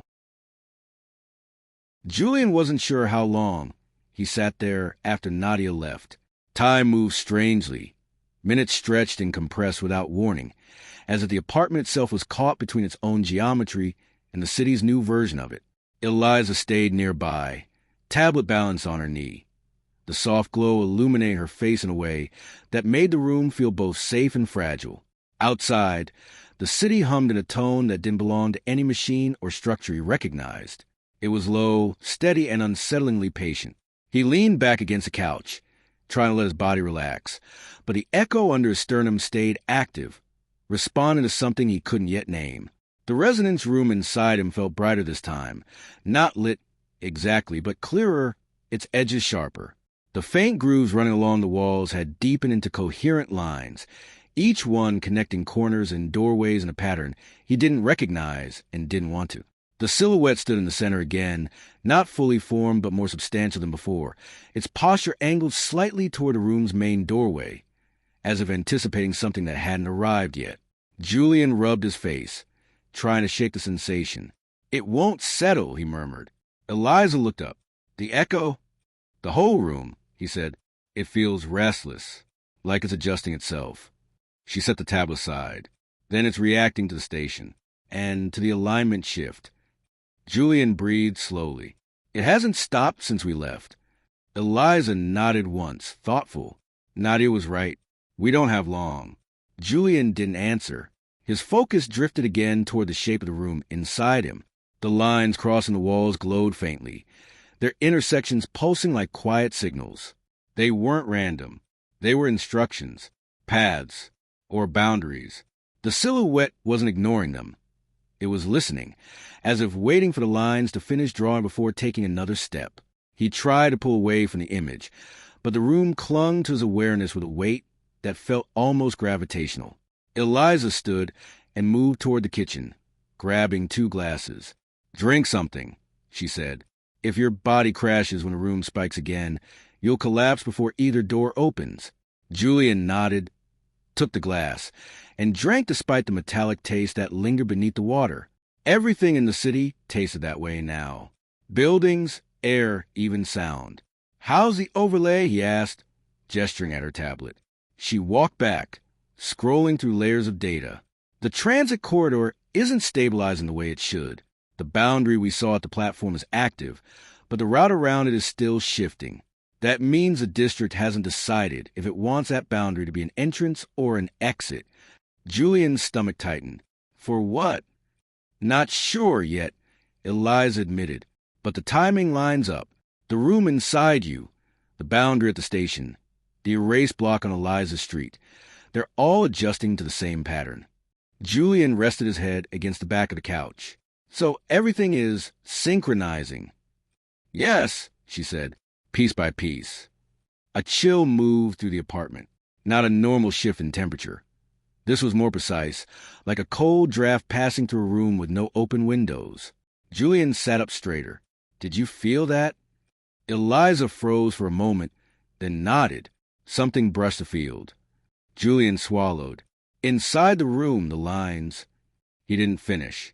The silhouette had turned its head sharply toward one of the glowing intersections, the movement so sudden and deliberate that he felt his pulse spike. It hadn't taken a step, but something in its posture had changed, a readiness that made Julian's whole body tense. "Eliza," he whispered. She stepped closer. "Talk to me. What is it doing?"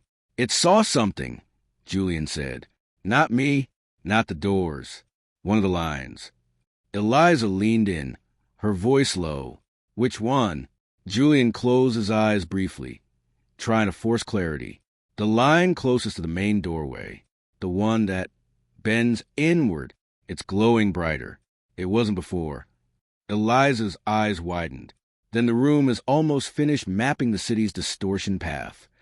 Julian exhaled shakily. "So it's not waiting for us." "No," she said quietly. "It's waiting for completion." He pushed off the couch, pacing. The apartment felt smaller with every step he took. The walls creaked, not the natural groaning of older wood, but a faint, rhythmic tightening, like something inside the structure was responding to his movement. "Eliza," he said suddenly, "look at the corner." She turned. The far corner of the living room, subtle as a breath, didn't meet at a right angle anymore. The line where the walls met had softened, bending inward by a degree that only someone in alignment could see. "Oh my God," she whispered. "The building is correcting to match the district's map." Julian stepped back from it. "It's following me, or the room, or both." Eliza moved closer, running her fingers a few centimeters from the wall, without touching. "It's not fully shifting, just testing the geometry." "Why?" Julian asked. "To see if the structure here can support an alignment," she said. "If the boundary were open inside a residential building, it would need to check whether the angles are compatible." Julian felt cold crawl up his spine. Compatible for what? Eliza didn't answer. He looked back at the corner. The bend pulsed once, just once, then straightened again, snapping back into its original shape. So abruptly he gasped. Eliza stumbled backward. "Julian." "I saw it," he whispered. "It corrected itself." "No." Eliza shook her head. "Not corrected. Rejected." "What?" "The apartment is too stable," she said. "The city can alter it temporarily, but it can't impose a full boundary here. The structure resists it." Julian swallowed. "Meaning?" "It won't open inside your home." He exhaled in relief and then froze, because the echo pulsed. Hard. So hard that it knocked the breath from his lungs. Eliza grabbed his arm. "Julian, what do you see?" He forced the words out. "The silhouette. It's not in the center anymore." She paled. "Where is it?" Julian's voice trembled. "Standing at the main doorway." Eliza gripped his shoulders. Is it opening? Julian shook his head. No, but it's waiting closer than before. He pressed a hand to his chest, breathing shallowly. The doorway in the residence room pulsed with a dim glow. Not steady, not active, but pulsing like a heartbeat trying to match his. Eliza stepped away, pacing in quick, tight circles. We need Nadia back. Now. Julian nodded, reaching for his phone. But before he could dial, the lights in the apartment dimmed. Not flickering, not failing, just lowering themselves to the same soft brightness the Northline platform had used before the boundary began to form. Eliza whispered, "It's sinking." Julian whispered back, "With what?" Neither had time to answer, because the silhouette inside him leaned forward. Chapter 41. The door that waited below. For a moment, Julian thought the silhouette was going to step through. It leaned forward inside the residence room with a movement so controlled it made his whole body tense. Not a lunge, not a stagger, a deliberate shifting of weight toward the main doorway, as if testing how far it could move without touching the threshold. The glow along the frame brightened a fraction. The lines on the walls pulsed softly, their intersections tightening into sharper angles. In the apartment, nothing moved. The lights stayed dim. The air stayed still. Eliza's breathing grew quiet and quick. "Julian," she said, "stay with me. What is it doing?" He gripped the edge of the couch, knuckles whitening. "It's not crossing. It's holding there, like it's listening for something on the other side." "Can you pull back?" she asked. He almost laughed. "From what?" "From the room," she said. "From watching it." He tried. He really did. He focused on the apartment instead. The texture of the fabric under his fingers, the faint hum of the refrigerator in the kitchen, the sound of Eliza's foot shifting against the floor. For a second, the residence room receded, the image growing thin at the edges. Then the echo pulsed in his chest, stronger than before, a low, deep vibration that rolled through his bones and settled behind his eyes. The room didn't disappear. It came closer. Eliza saw his face change. Not working. Julian shook his head once, jaw tight. "It's done waiting for me to look at it. It knows I'm here." He straightened slowly, forcing his shoulders back, trying to breathe around the pressure. "We need Nadia back. Now!" Eliza was already moving. She snatched her phone from the table, thumb flying across the screen. "I'm calling her. If she doesn't pick up..." "She'll pick up," Julian said. She didn't. The call rang, and rolled to voicemail. Eliza lowered the phone, her mouth tightening. "Again!" She called a second time. This time Nadia answered on the second ring. "Tell me you're both still in the apartment." Eliza exhaled in a rush. "We are. Where are you?" 2 blocks away," Nadia said. The grid just shifted again. "I felt it from the street." Her voice sharpened. "What happened?" Julian closed his eyes briefly. The silhouette moved. Toward which doorway? Nadia asked immediately. "The main one," he said. "It's standing almost on the threshold now." Silence hummed on the line for half a beat. "Don't move," Nadia said. "I'm coming up." The call ended. Eliza dropped the phone onto the table and looked at Julian. "Can you stand?" "Can I?" he echoed. "Yes." He pushed himself to his feet. His legs held, but the world swayed very slightly, not from dizziness, but from misalignment. The apartment didn't feel like it was sitting entirely in the same plane anymore. The corners had snapped back into place earlier, but the air around them carried a faint, curved pressure, like someone was bending a thin sheet of metal just out of sight. Eliza stayed close as he moved to the window. Greyline looked wrong in small, specific ways.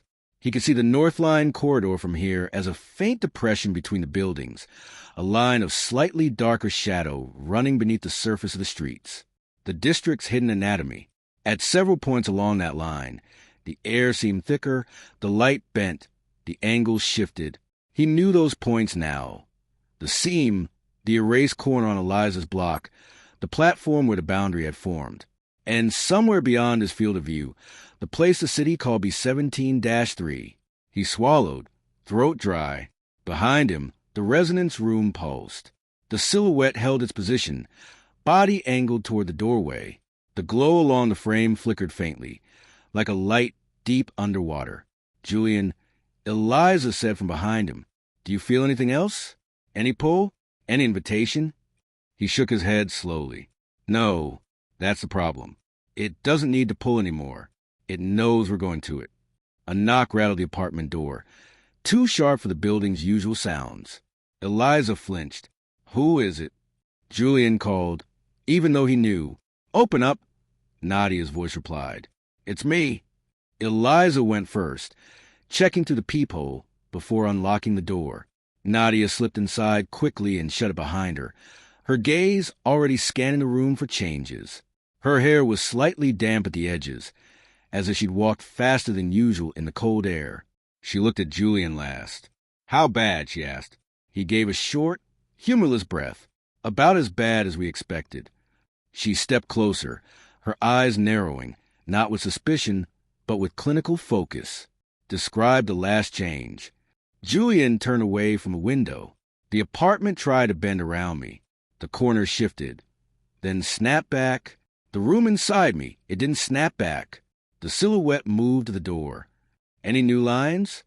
Nadia asked. "Yes, brighter, more connected." Nadia exhaled once through her nose. "Then we're out of time." Eliza looked between them. "Tonight?" "Yes," Nadia said. "We go now." Julian stared at her. "Now as in now?" Nadia met his eyes. "Before the room finishes its own map, before the district finishes drafting its copy. If we wait until morning, the structure might not need us anymore." "And if it doesn't need us," Eliza said quietly, "we lose our only way, and that doesn't kill him immediately." Julian's stomach nodded. "You keep using that word." "Which one?" Nadia asked. "Kill." She didn't look away. "I said it might not be necessary." "But it might," he said. "Yes." The echo pulsed once, a slow beat of agreement or protest. He couldn't tell. Nadia reached into her bag and pulled out a compact device the size of a small book, metallic and dense. She set it on the table. "Field disruptor," she said. "Prototype. It might give us a temporary interference zone inside B17-3. Enough to interrupt the alignment long enough for you to make a decision." Julian frowned. "What kind of decision?" "The only kind structures understand," Nadia said. "Completion or interruption." Eliza picked up the device carefully. "How long will it hold? If it works at all?" Nadia said, "Minutes, maybe less." Eliza set it back down as though it were something alive. "And if it doesn't work?" Nadia's gaze darkened. "Then we'll at least know why." Julian rubbed his palms against his jeans. "So the plan is, we go to a building the district thinks partially collapsed, travel to a level that technically doesn't exist, walk into a room built from a map inside my chest, and hope a prototype buys us enough time to stop a process we don't fully understand." Eliza gave a faint, weary smile. "Welcome to the strategy meeting." Nadia didn't smile at all. "You don't have to come," she said. Julian stared at her. "You know that's not true." "I know," she said quietly, "but I had to say it." He took a breath, held it, then let it go. "When do we leave?" Nadia glanced at the clock on his wall. The hands pointed to a time that made no sense. He was sure an hour had passed, but the face suggested only minutes. She checked her watch instead. 20 minutes. She said, "We need to reach the outside of 17 before the station and the gap finish sinking. If the city decides it can complete the structure without opening 17's lower access, we'll lose our shot." Eliza nodded, moving into motion as if a switch had been flipped. She grabbed her bag, checked the scanner, slid in extra batteries with fast, practiced hands. Nadia lifted the disruptor again, adjusted the dial, then slipped it into a side compartment with more care than she showed most people. Julian walked into his bedroom, the apartment suddenly feeling more foreign than any corridor in the district. He grabbed his camera without fully intending to, but his hands moved to the strap like they had thousands of times, muscle memory overriding hesitation. The lens felt heavier than usual, as if it knew where he was taking it. In the doorway, Eliza watched him. "You're bringing it?" He nodded. "If this started with images, it might as well see how it ends. Outside, the streetlights burned with their usual weak orange glow, but the spaces between them seemed longer, gaps stretched by the city's internal redrafting. The night wasn't fully dark. Gray line never really was. But the shadows felt thicker, more directional, as if they were already leaning toward Building 17. They walked in a tight line, Nadia in front, Julian in the middle, Eliza at his back. The air was colder than it should have been, the wind moving in slow, deliberate gusts that didn't match any weather pattern. Somewhere distant, a siren wailed, then cut off mid-tone. "Where are we going in from?"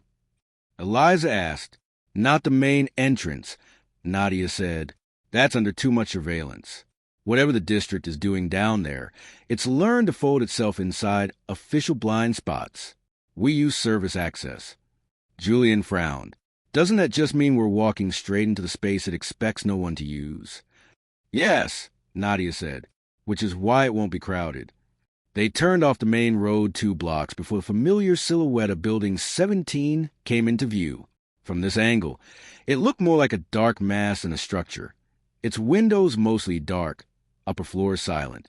A few lights burned at random intervals, not forming any clear pattern. Julian felt the echo pulse harder with every step toward it. The resonance room brightened again. The lines along the walls glowed in tandem with his heartbeat. The silhouette at the doorway did not retreat now.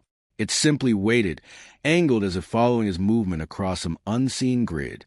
They cut through an alley that smelled of damp concrete and stale garbage. An iron gate blocked the end, but Nadia produced a key card and a small, rectangular override device from her pocket. She pressed them together, then swiped.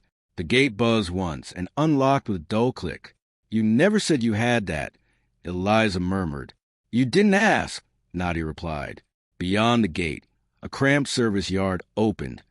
Concrete underfoot, one rusting dumpster, a ventilation unit humming softly, a metal door set into the side of Building 17 with no signage. The kind of door most people pass without seeing. Julian saw it clearly. It didn't want to be there. The frame around it seemed slightly out of phase with the wall, as if the building had been edited after the fact, and the door was a patch hastily applied. The handle gleamed faintly in the weak light. The echo hammered once, deep and resonant. "This is it," Nadia said. Eliza checked her scanner. "The field is thickest directly behind that wall. It's not just a maintenance corridor. The distortion drops downward the moment you cross it." "Stairwell," Julian said. "Yes," Nadia said. "Or something that remembers being one." The night pressed close around them, muffling distant city sounds. Julian stared at the door. Inside, the resonance room vibrated along every line. The silhouette did not look away from the doorway now.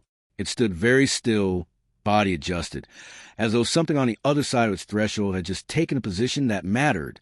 Julian licked his lips. "If we go through here, there's no guarantee we're coming back up." Nadia's voice was calm.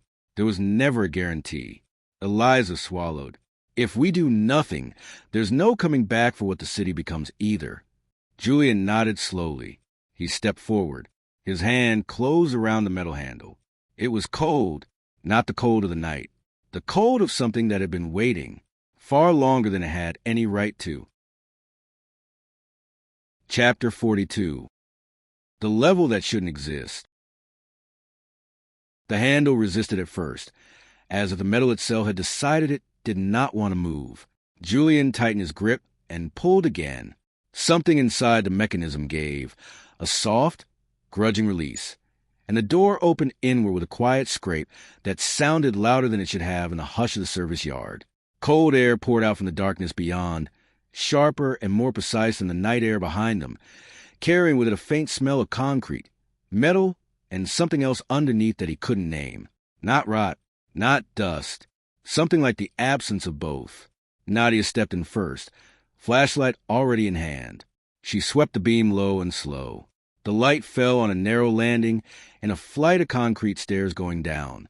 No signage, no hazard markers, no maintenance tags. Just raw steps descending into a space the building plans pretended didn't exist. Eliza followed, thumb flicking the scanner on. The display brightened, then glitched, flickered, distortion, then a slow, reluctant stabilization at values she didn't recognize. Julian stepped through last, closing the door behind him. The sound of its sealing shut gave him the unsettling impression of something in the district exhaling in relief. The echo under his sternum responded instantly. The resonance room brightened, not with light but with clarity. The lines along the walls, the ones that had been faint and hesitant, locked into place. The shape they made was still incomplete, but the gaps between them had narrowed. The silhouette near the doorway didn't move, yet its presence felt heavier, as though the room had finally been anchored to something outside. "Readings?" Nadia asked without looking back. Eliza frowned at the scanner. "This isn't like the station. The field isn't just thick, it's layered. Multiple frequencies on top of each other. And there's a drop straight down." She gestured with the device. "Whatever we're walking into goes much deeper than the building should allow." "Good," Nadia said. "That means we're in the right place." Julian's fingers tightened around the strap of his camera. He hadn't raised it yet. The idea of capturing any of this on film made him feel complicit in ways he wasn't ready to examine. The echo pulsed again as they began to descend, matching the rhythm of his footsteps, adjusting each time his weight shifted to a different stair. The first flight was unremarkable. Standard concrete, paint flaking in dull patches, no markings on the walls. But the further they went, the more the proportions of the space felt wrong. The ceiling was too low for the width of the staircase. The landing between floors stretched a little too long. The turns were a fraction sharper than 90 degrees. Julian's body noticed before his mind did. His balance adjusted in micro-corrections he couldn't control. "How far down does this go?" he asked quietly. "Officially," Nadia said, "it doesn't. There is no recorded sub-basement for this wing." "And unofficially," he pressed. Nadia's flashlight beam traced the next corner. "Unofficially, that's what we're here to find out." Eliza checked the scanner again. "We've already passed below the level of any registered mechanical floors. If we're still inside the building's footprint, the city's lying about what it's holding up." Julian felt the echo twist with a strange, almost nauseating motion. For a second the resonance room seemed to roll, not rotating, but reorienting, as if its floor had shifted to match the angle of the stairs beneath his feet. The silhouette remained upright regardless, its relation to gravity entirely its own. He missed a step. Nadia reached back quickly, fingers brushing his sleeve, steadying him without making it a gesture of comfort. "Talk to me." "It's sinking," Julian said. "The room's changing with the stairwell. It's not separate anymore. It's following." Eliza's voice was thin, like it's walking with us. Julian nodded. "Yes." They kept going. The air grew colder as they descended, but not in a gradual way. The temperature dropped in discrete increments, as if each flight of stairs belonged to a different environment.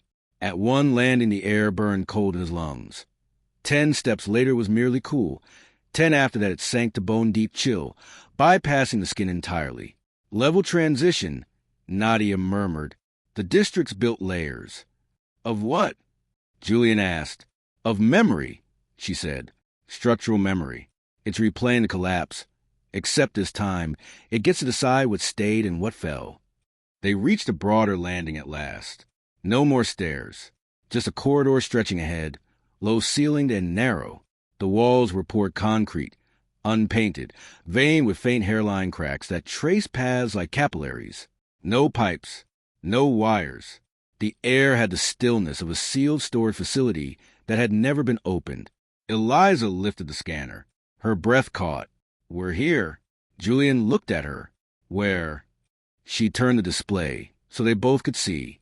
A small, blinking icon marked their position in an abstract layout. Beneath it, a designation hovered, flickering as if the system itself wasn't entirely sure it was allowed to show it. B17-3, access node. Julian's skin prickled. "So it does exist." "In the system, yes," Eliza said. "In the city's self-image, definitely." Nadia walked toward the corridor's mouth. Her flashlight beam fell on the floor. The concrete there was different, darker, smoother, as though more recently poured. "This was added after the collapse," she said. "Not structurally. Conceptually. You're saying this hallway was built out of an idea," Julian said. I'm saying none of this is on any of the blueprints, she replied. Yet here we are. They stepped into the corridor. Julian had been underground enough times to know how sound should behave in spaces like this. The way footsteps echoed, the way voices bounced and decayed. Here, sound didn't either. His boots touched the floor, but the impact vanished, absorbed into the walls without leaving a trace. When Eliza exhaled, the air accepted the breath and did nothing with it. The echo inside him didn't. It amplified every tiny motion, every shift of balance, every heartbeat.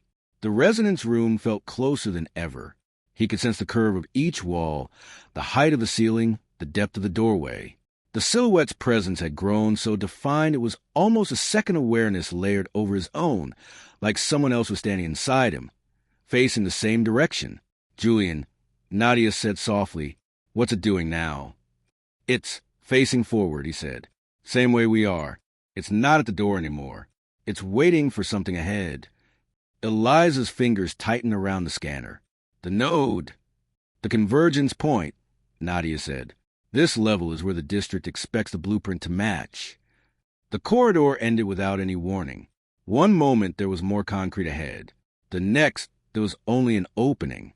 A wide rectangular frame pierced the far wall. Not quite centered, its edges too straight for decay and too raw for finished architecture. Beyond the opening, darkness waited, but not the flat, familiar dark of unlit basement space. This was a layered shadow, textured and deep, like the negative of a shape that had yet to be printed. Julian stopped, every muscle in his body telling him that line should not be crossed. Eliza halted beside him. "Is that—" "Yes," Nadia said. Her voice had gone very quiet. "That's the access to B-17-3. "There's no door," Julian said. "There doesn't need to be," Nadia replied. "The door is conceptual. You cross the threshold, you're in its control." Julian swallowed. "We're not in its control now." "Not entirely," she said. "Not until we agree to its terms." "How do we disagree?" he asked. A faint shadow passed across her expression. "We leave. We go back. We pretend we never saw any of this." Julian waited. She didn't move. Neither did he. He could feel the resonance room pushing against the inside of his ribs, like a building pressed against another building's outer wall. The silhouette had moved again, not to a door, but to the midpoint of the room's far side, exactly opposite where Julian sensed the corridor opening to be. It stood there, perfectly aligned with something beyond the threshold he hadn't stepped through yet. "It's already agreed," Julian said quietly, "whether I cross or not." Nadia looked at him. There was no comfort in her gaze, no reassurance, only an unflinching assessment of the situation they had walked into together. "Then we go on our own terms," she said. Eliza adjusted the strap of her bag, her jaw set. "Field disruptor ready," she said. "Whenever you say." Nadia slipped the device from her bag and checked a small dial on its side. A faint red light glowed near the base. "Once it's active, we'll have a short window where the field around the node destabilizes. Julian, when that happens, you'll feel it more than we do." "How?" he asked. "Like the ground inside your chest just lost its footing," she said. "You'll know. That will be our opening." "To do what?" he pressed. "To break the pattern," Nadia said. "To force the district to accept a different ending than the one it's been pushing toward." "And if that ending is me," he asked. Nadia didn't blink. "Then you decide if you're willing to take everything with you when you go." The corridor's air grew colder as she spoke. The threshold ahead seemed to deepen, not expanding, but gaining dimension, like the darkness had remembered it used to be a room. Julian looked into it. For a moment, just a moment, he saw nothing but black. Then his eyes adjusted. There was a floor in there, and something else. A faint curve. A familiar one. "It's the room," he whispered. "It's the same shape as the resonance." Eliza inhaled sharply. "Interior dimensions match your description?" "Yes," he said. "Almost exactly." "Almost?" Nadia asked. Julian frowned. "There's one difference. In my chest, there are two doorways. In there," he squinted, straining his eyes. "I only see one. Then the second is either hidden," Nadia said, "or waiting to be drawn." Julian's fingers twitched around the camera strap. And who exactly is supposed to draw it? Nadia held his gaze. The answer was obvious. He exhaled slowly. The echo pulsed in time with his breath now, a synchronized rhythm that made it impossible to tell where his body ended and the room's influence began. "Is this still a choice?" he asked. "Yes," Nadia said. He believed her. He also understood that it was the kind of choice that divided a life cleanly into before and after. Eliza checked the disruptor again. "We should move. If the node finishes syncing before we act, this level will collapse into whatever version of itself the district prefers, and will be part of the layout." Julian took one step toward the threshold. The air thickened. The echo hammered. Inside, the silhouette mirrored him.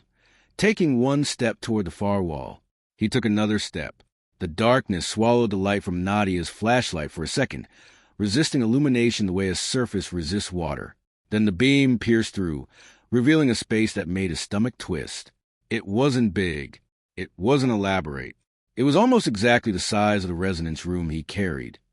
Same approximate height, same span of wall, same proportions. The floor was a smooth, seamless material that might once have been concrete, but now looked like something else. Something worn smooth by a process that hadn't been physical. The walls bore no visible markings. But as Julian stared, faint grooves began to appear along their surfaces. Lines. The same ones he'd seen inside. "We're inside the map," he said. "No," Nadia corrected. "We're inside the copy." Eliza's voice dropped. "Julian, where's the doorway in your version?" He pointed without thinking. To the left in his perception. Nadia moved her flashlight. Nothing. Just blank wall. Julian's skin crawled. "It's there for me." "Of course it is," Nadia said. "It's the original. This is the district's reconstruction. It prints what it understands first." Eliza swallowed. "And the main doorway?" Julian turned slowly. There it was, centered on the far wall, a rectangular absence, so clean it looked wrong. No frame, no hinges, no markings, just an outline of where a threshold should be, with nothing yet visible beyond it. No light, no dark, nothing. The echo rolled through him like distant thunder. The silhouette in his chest stood in the exact same place as the outline ahead. The lines on both sets of walls, inside and out, aligned. Julian's knees nearly buckled. "It's matched." Nadia's voice steadied. "Then this is where we use it." She handed the disruptor to Eliza. "On my signal. 3-second delay on activation.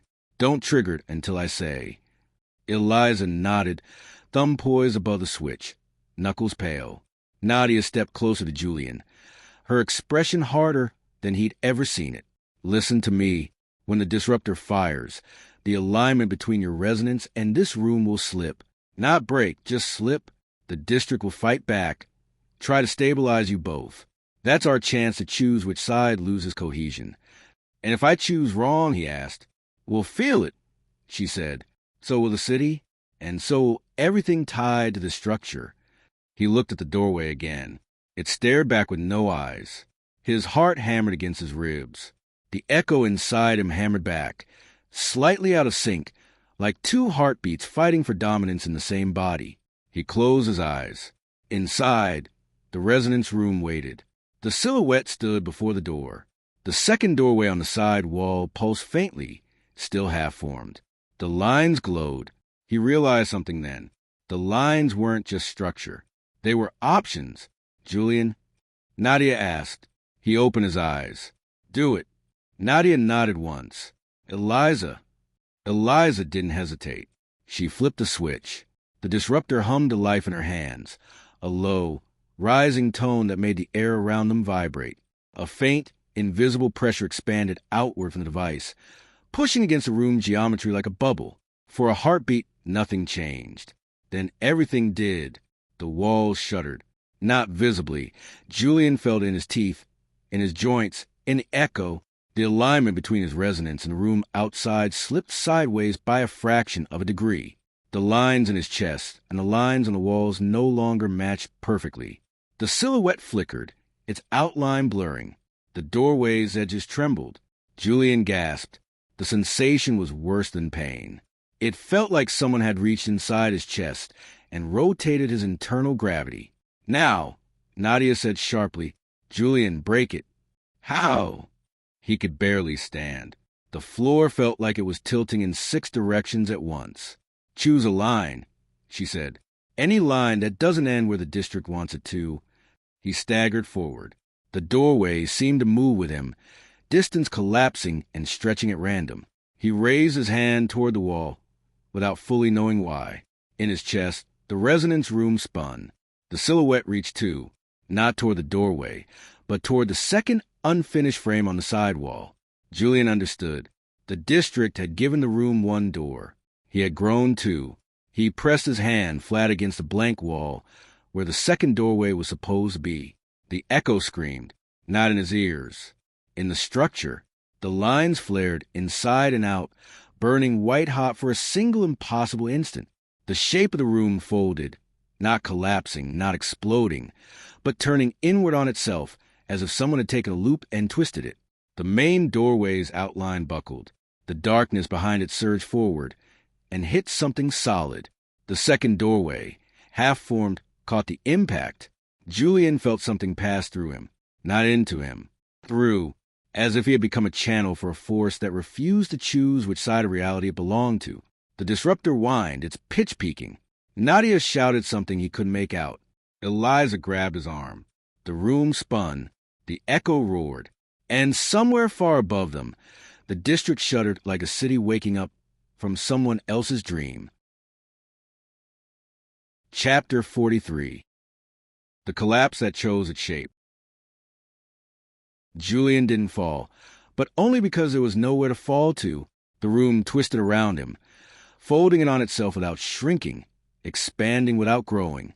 The walls rippled like a sheet shaken in slow motion, their concrete surfaces bending with fluidity that didn't belong to any physical material. The air vibrated hard enough that sound itself seemed to buckle. For a moment, Julian couldn't tell if he was standing, floating, or suspended in the exact midpoint between movement and stillness. Eliza clung to his arm, her fingers digging into his sleeve.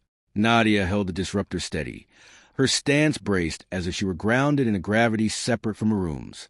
The device's pitch rose again, shrill, unstable, and far too thin to counter whatever force was pressing against them. The doorway ahead flickered violently, the outline warping, straightening, then warping again. Behind it, something moved in the dark. Not a figure, not a shape, but the sense of depth rearranging itself like the architecture was inhaling. "Julian," Nadia shouted, "keep your hand there."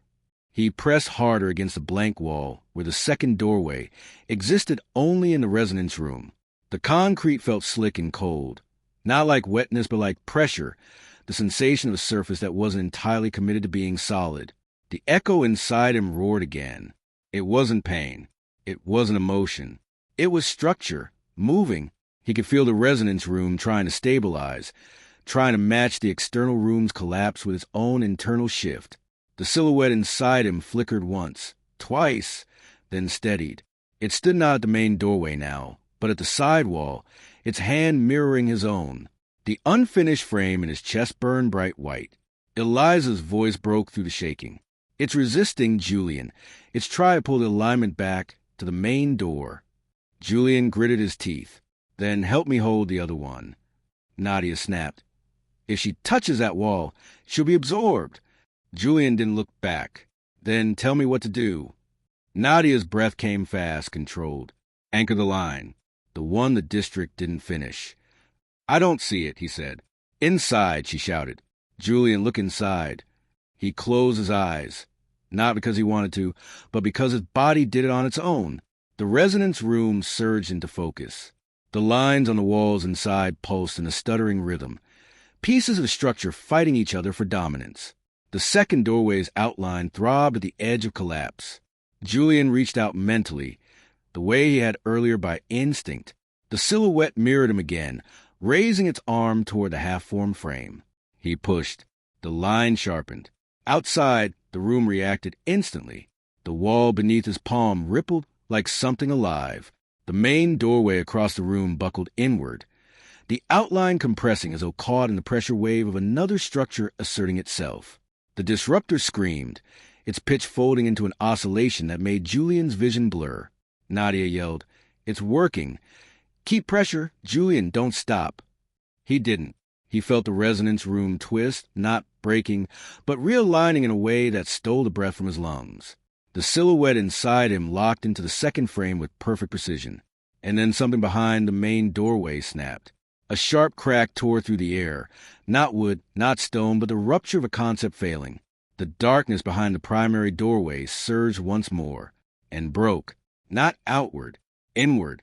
It collapsed into itself like a pocket of air imploding. The walls around them shuddered. The ceiling flexed. The floors buckled. Not physically, but perceptually. Angles shifting faster than his eyes could track. Julian's arm shook as the pressure against his hand spiked. Eliza screamed his name.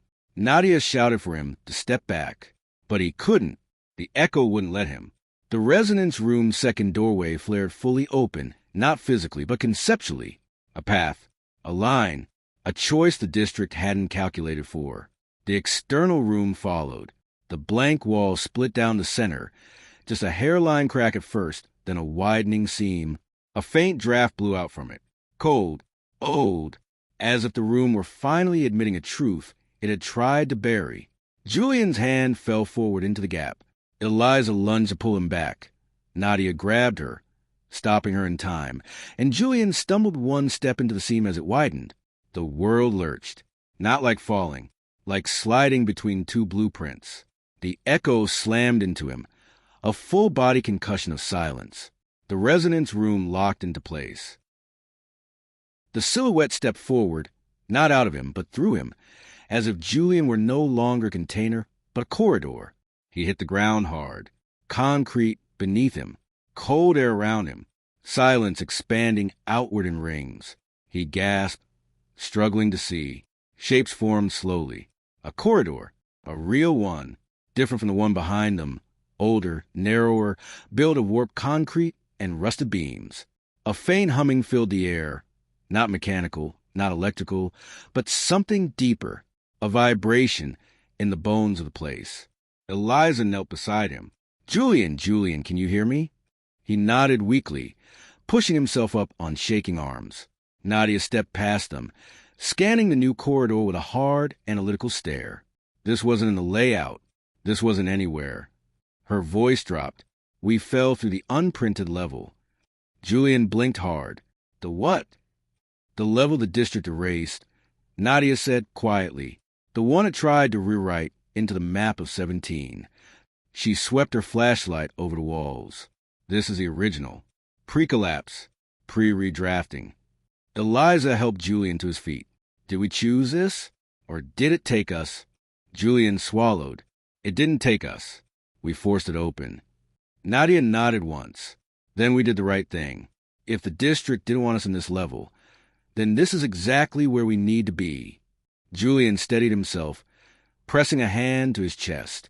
The echo had quieted, not gone, but suppressed, like a storm held behind a closed door.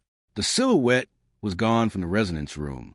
Not absent, just ahead, moving deeper into the corridor. Julian's breathing hitched.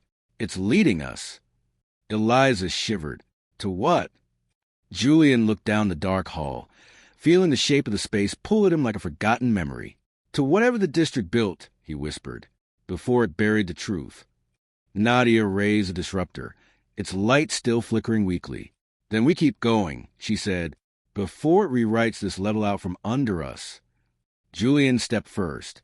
The corridor responded, not with sound, not with movement, but with recognition, as if it had been waiting a very long time for him to arrive. Chapter 44. The Room That Remembered Him.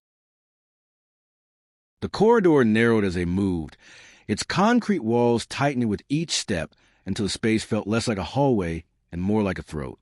The air was colder here, not with the sharp sting of winter, but with a deeper, older temperature, the kind of cold found in places that had been sealed too long, where time hadn't warmed anything because it hadn't been allowed to move.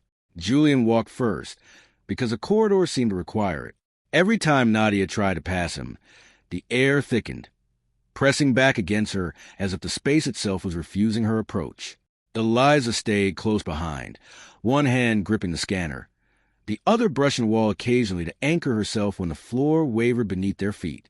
The disruptor's weak pulse rattled faintly from Nadia's bag, struggling to stay coherent in a level the district never intended to carry structured devices. Julian's breath fogged softly ahead of him. The corridor didn't bend, didn't turn, didn't split. It simply extended forward in an unbroken line, as though some force had carved the straightest possible route toward a point that didn't tolerate deviation. His pulse matched the rhythm of his footsteps, then slipped out of sync, then aligned again, echo, heartbeat, until he couldn't tell which was which. Inside his chest, the resonance room had gone quiet. Not empty. Quiet. The silhouette was gone from the doorway, gone from the sidewall, gone from the structure entirely, but not gone from him. It was ahead. A presence he couldn't see but felt like a tension in the air, the same way you feel someone standing on the other side of a closed door in a dark house.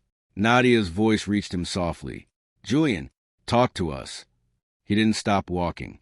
"It knows we're here." "The silhouette?" Eliza asked. "No," Julian said. "The district." Nadia exhaled slowly. "Then stay alert. Nothing on this level is stable." The corridor ended suddenly. Not with a wall. Not with a door. With an opening that felt like it hadn't been built at all. Just revealed when everything around it eroded. The shape was wrong. An uneven arch carved into the concrete, like a wound forced into a material that resisted being cut. Faint light glowed beyond it. Not electric. Not natural. But the pale illumination of something reflecting memory rather than producing it. Julian stepped through. He felt the shift immediately. The air thickened. Sound dulled. The temperature dropped so fast that Eliza gasped. Nadia steadied her with a hand on her shoulder. The room beyond was circular, not perfectly, but close enough that the imperfections made it worse. The walls curved inward with a pressure that suggested they wanted to close completely. The far side of the chamber was darker, deeper, as if distance behaved differently there. Julian took one step forward.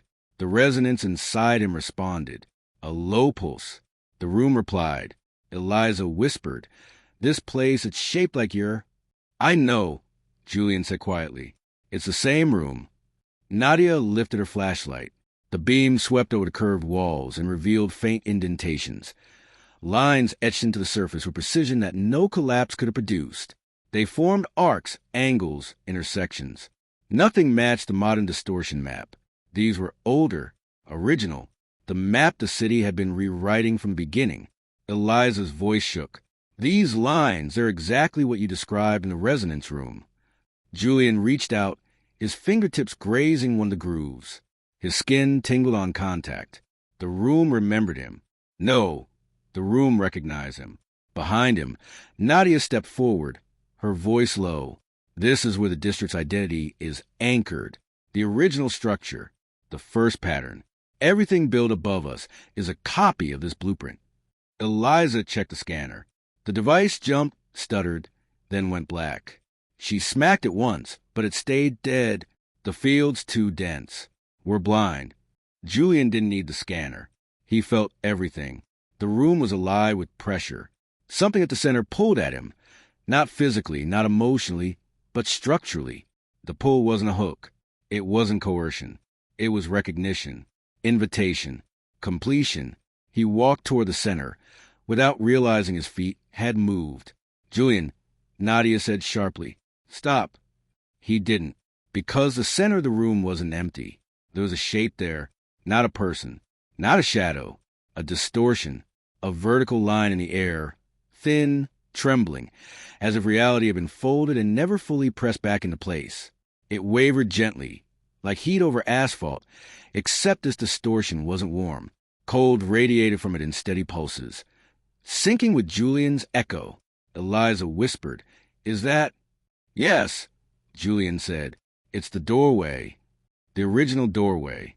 The one the district had erased everywhere else." He stepped closer. The distortion sharpened. The outline of a frame flickered into view. Tall, narrow, with faint grooves along the edges where hinges should be but weren't. No door, no barrier. Just possibility. Inside the resonance room, the silhouette reappeared, not distant, not waiting, standing in the center, watching the same doorway. Julian's breath caught. Nadia grabbed his arm hard. "Julian, don't touch it." He turned his head slightly. "I have to." "No," she said. "You don't. The district built this place for a reason. It wants you to complete whatever started here." Eliza stepped closer, fear tightening her voice. "Julian, if you choose that door, we lose you. We might lose the entire district. Maybe the whole city if the structure collapses upward." Julian stared at the distortion. "If we don't choose anything, the district completes it itself." And then Nadia asked. Julian swallowed. "Then it decides what gets rewritten." Eliza whispered. "Julian, what do you see?" He could barely form the words. "A second door." Both women froze. "Where?" Nadia asked sharply. Julian pointed slowly to the right-hand curve of the room. "There. It hasn't fully formed yet, but it's there in the blueprint. In my chest. In the resonance." Eliza's voice broke. "So you could choose either." Julian nodded. Nadia stepped in front of him. "Julian, listen to me. You're not here to finish the city's map. You're here to break its control. The district can't hold two doors. Only one will overwrite the other." Julian stared between the two invisible shapes.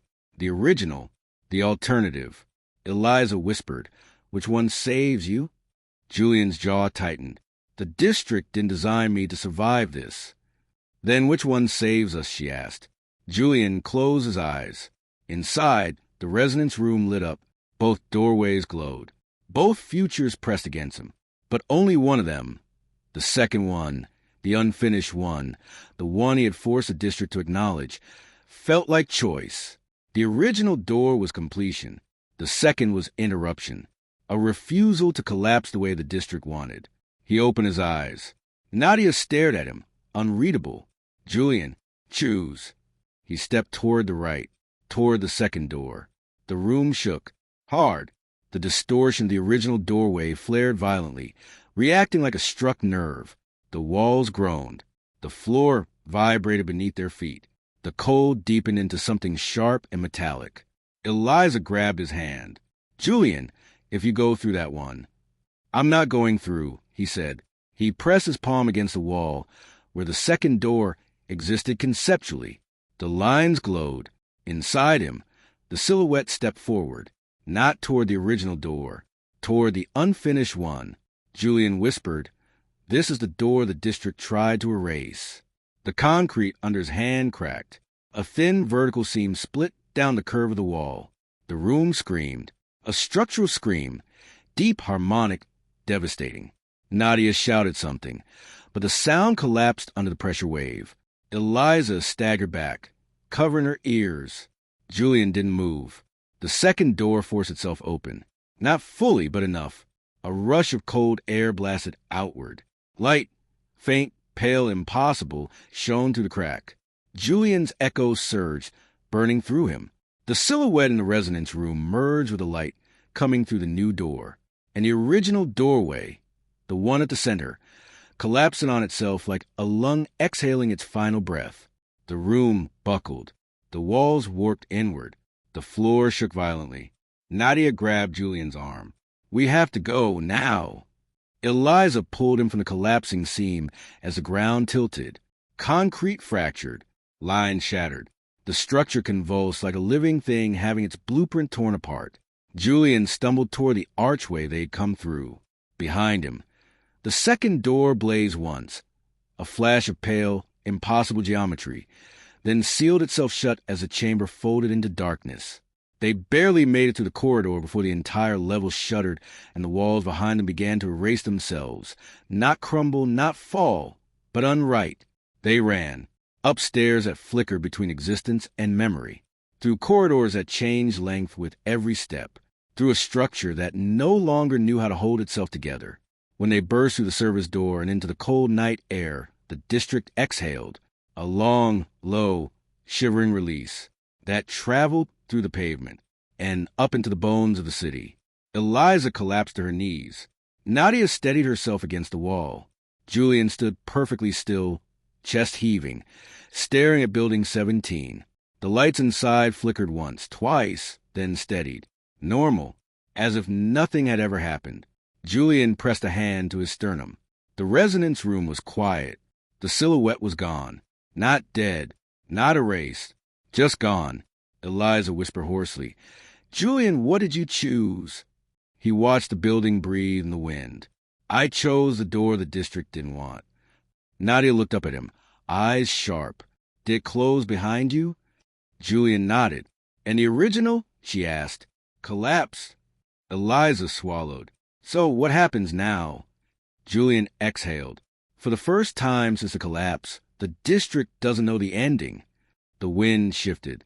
Somewhere deep below the city, a structure rebuilt itself along a line no blueprint had ever planned. Chapter 45. The silence after the rewrite. The night didn't feel like night anymore. It felt thinner, like the air had been stretched into something fragile after the level collapsed behind them. Gray-line skyline sat unchanged on the surface, its light steady, its angles familiar, but Julian felt the difference immediately. The city wasn't humming. It wasn't vibrating. It wasn't pulling or pressing or aligning. It was waiting. He stood in the cold service yard for a long moment, breathing hard, chest tight, staring at Building 17. The windows were dark again. The structure looked whole, too whole, as though the collapse of the concealed level had been a kind of exorcism the building didn't yet know how to acknowledge. Eliza pushed herself up on the pavement, wiping dust from her hands. She looked pale, shaking, but her eyes were clear, fixed on Julian as though she were trying to read the shape of the room he carried. "Are you okay?" she asked. Julian didn't answer immediately. He pressed his palm flat against his sternum. The echo had gone silent. So silent, he wasn't sure if silence itself was a new signal. The resonance room wasn't gone. It was still inside him, but its lines had faded into a dim outline, as if it had become the memory of a room rather than a room actively shaping itself. He lowered his hand. "I don't know." Nadia stepped to his side. She was breathing heavily, her face drawn but focused, scanning him in quick, sharp assessments. "Is the room stable?" "It's quiet." "Quiet," she repeated. "As in dormant or—" "As in listening," Julian said. Eliza's breath caught. "Listening to what?" Julian shook his head slowly. "Not to the district." He turned back to Building 17. The wind brushed against the facade, making the metal siding creak softly. "Something changed down there. The level we reached, it wasn't supposed to exist anymore. But it did. It was waiting." "For you," Nadia said. Julian didn't deny it. Eliza hugged her arms around herself.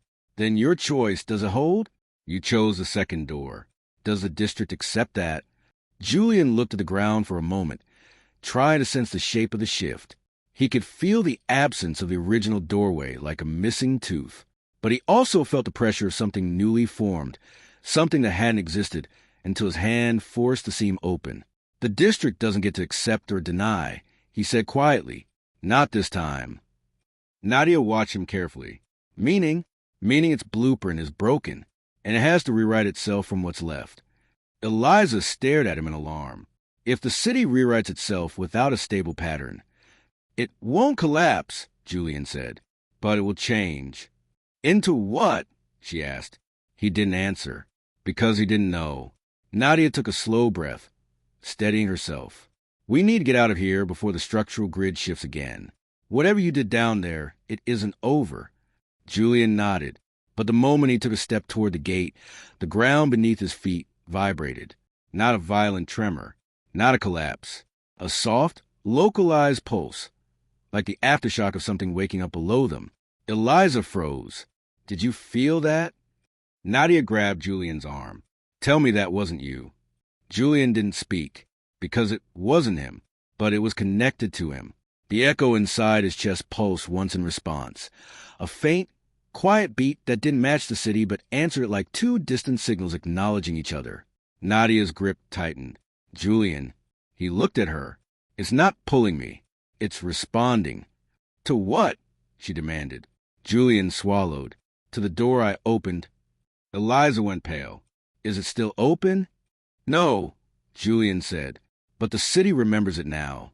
Even closed, it exists in the structure. It has to account for it. Nadia pressed a hand to her forehead. So the district isn't collapsing. It's recalibrating. Julian nodded, along a path it didn't design. For the first time since they'd arrived at Building 17, Nadia didn't have an immediate answer. She stepped back, running her fingers through her hair, trying to regulate her breathing. We need to leave. Now, before the recalibration reaches the surface. Eliza grabbed her bag. Will it reach us? It depends how deep the rewrite goes, Nadia said. Julian looked once more at the building. Something inside it shifted. A faint distortion in the shadows behind one window. Too quick for the eye, too familiar for the mind to ignore. The second doorway. Its geometry. Its choice. He turned away, heart pounding. We go, he said. They moved out of the service yard. Quickly. The air changed once they stepped back into the street. Less heavy, less charged, but not normal. Not yet. Streetlights flickered in a synchronized wave, one after another, following a line down the boulevard, as if tracing a hidden conduit beneath the pavement. Julian stopped. Nadia and Eliza turned toward him. Julian? Nadia asked. He pointed at the lights. It's updating. Eliza whispered. The city's waking up with a new blueprint. Nadia walked up beside him, her expression unreadable, and the only person who knows how to interpret it is standing right here. Julian didn't look away from the shifting lights. I didn't rewrite the city, he said quietly, but I did break the version it wanted.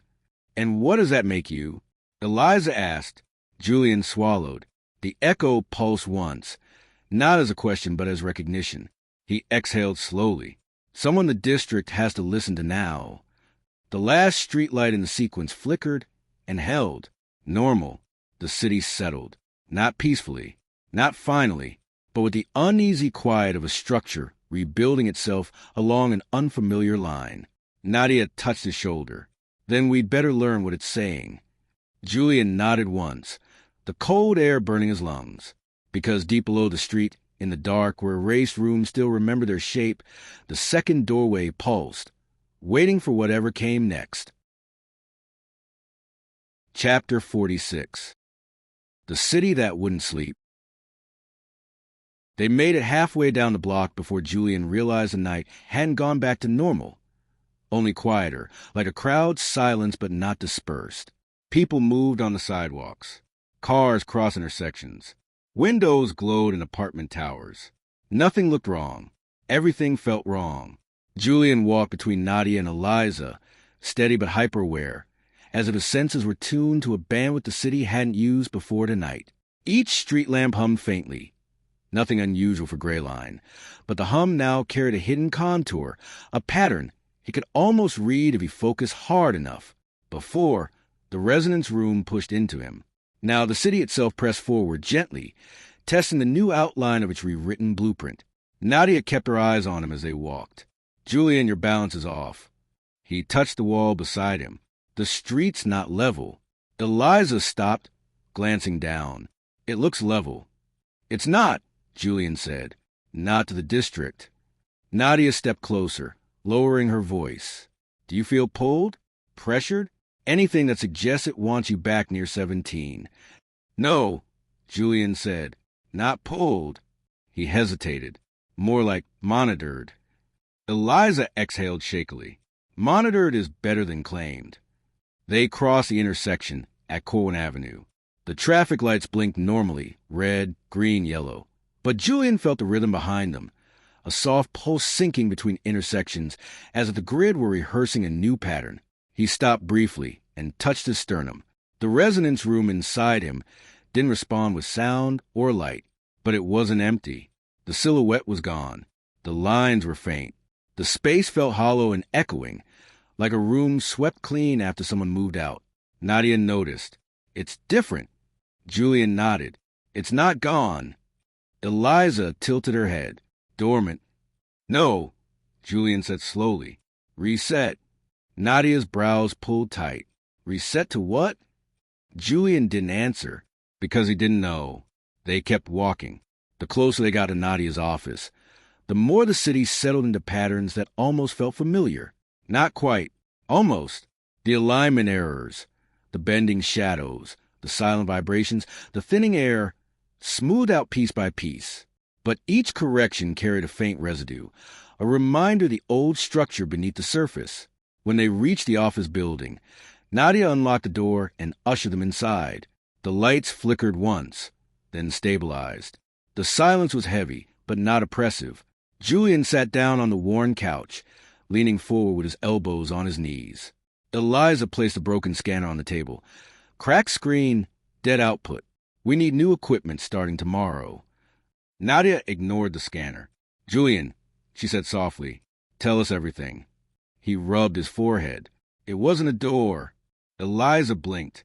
You said it was... It looked like one, Julian interrupted. But when it opened, it didn't lead anywhere. It wasn't a passage. It was the correction. Nadia took a seat across from him. Explain. Julian looked at his hands, flexing the fingers slowly. The district wasn't asking me to enter. It was asking me to confirm. The original door, that was completion of collapse. The second one, the one I forced open, that was refusal. Eliza leaned forward. Refusal of what? Julian's eyes met hers, of the city's intent. Nadia inhaled sharply. It wanted you to finish the rewrite. It wanted something to finish it, he corrected. I just happened to be the piece that fit. Eliza swallowed. But you didn't finish it. No, Julian said. I inverted it. The room went quiet. Not silent. Quiet. A listening quiet. Nadia folded her hands. The district will adapt to that. I know, Julian said. Eliza whispered. Julian, what happens now? He stood slowly, walking toward the window. Gray lines stretched beneath them, lit, moving, breathing. But beneath the surface he felt a second city, a structure recalculating its own existence, folding new lines into old ones, learning to inhabit its new blueprint. The echo pulsed faintly in his chest. This time, not like a warning, like an answer. Julian spoke without turning around. The district survived. It kept what it needed, lost what it had to, and now it's rewriting itself in real time. Nadia rose from her seat. And you? Julian looked down at his reflection in the glass. Dim, tired, but steady. I'm part of its map, he said, but not the way expected. Eliza's voice trembled. Does that mean it will try again? Julian watched the city lights shimmer, one flicker traveling down the boulevard in a smooth, almost gentle wave. It's not trying anything, he said quietly. It's waiting. Nadia stepped beside him. For what? Julian's reflection blinked back at him, faint and doubled by the glass. For me to decide what the rewrite becomes. Behind them, the lights in the office flickered once, only once, and held steady. For now. Epilogue. 1 week later. Julian stood at the edge of Gray Line Station's upper platform, the cold iron rail beneath his hands warming slowly in the morning sun. It was early, too early for commuters, but he didn't mind the emptiness. The quiet here wasn't the heavy, listening quiet of the district. It was ordinary, human, the kind of silence that existed only because people hadn't arrived yet. For the first time in days, he could hear nothing beneath it. No hum, no echo, no pull, just the muted hiss of wind passing through steel. Nadia approached from behind, footsteps soft on the concrete. She didn't speak at first. She stood beside him, watching the empty tracks curve out of sight like something half-remembered. How's it been? She asked finally. Julian exhaled. Different. Different good or different bad? He considered that. Neither. Just different. She nodded slowly. The city stabilized 3 days ago. Energy grid, structural load, transit signals. They're all holding. Whatever you did down there, it worked. Worked, he echoed softly. For now. Nadia glanced at him. Eliza says the scanners still catch anomalies. Small ones. Intermittent. Julian smirked faintly. They always will. You're not worried? I'm always worried, he said. I'm just not afraid. For a moment, they stood in a shared stillness. A train far down the line rumbled awake. distant and harmless. Nadia pushed her hands into her coat pockets. "You haven't gone back to 17, she said. Julian didn't answer immediately. "No. Planning to?" "No." She nodded, unsurprised. "Good. Let it rest." He turned toward her. "Nadia." "What?" "It wasn't trying to kill me." She raised an eyebrow. "It nearly did." "It wasn't intention," he said quietly. "It was inertia. The district wasn't choosing a future. It was repeating one, until we broke it." Nadia looked back at the tracks. "And now," Julian breathed in deeply. The cold air didn't carry the metallic aftertaste anymore. The city didn't shimmer at the edges. The shadows didn't lean.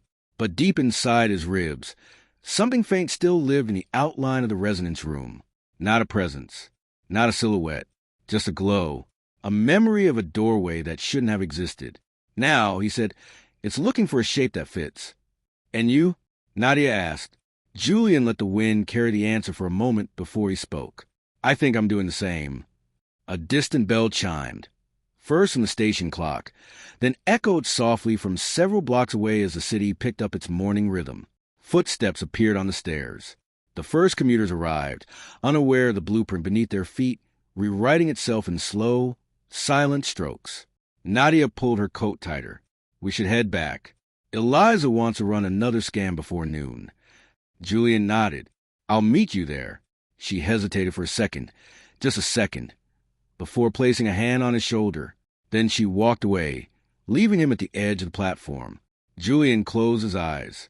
Inside him, the resonance room glowed softly, dim, quiet, waiting. But this time, the waiting wasn't for collapse. It was for whatever came next. He opened his eyes to the morning light. Gray lines stretched before him, ordinary, flawed, alive, and somewhere beneath its streets, the second doorway pulsed once, faint as breath, and perfectly in time with his own. We have reached the end of the Ashfall District audiobook. I hope this story has captured your attention and kept you good company. A special thanks to the author for granting this novel to the Inktail Audiobooks. If you enjoyed our work, I invite you to subscribe to the channel and leave us a comment. Every suggestion is valuable in helping us improve. And of course, compliments are always welcome. Thank you for following us, and see you soon here on the channel for a new adventure.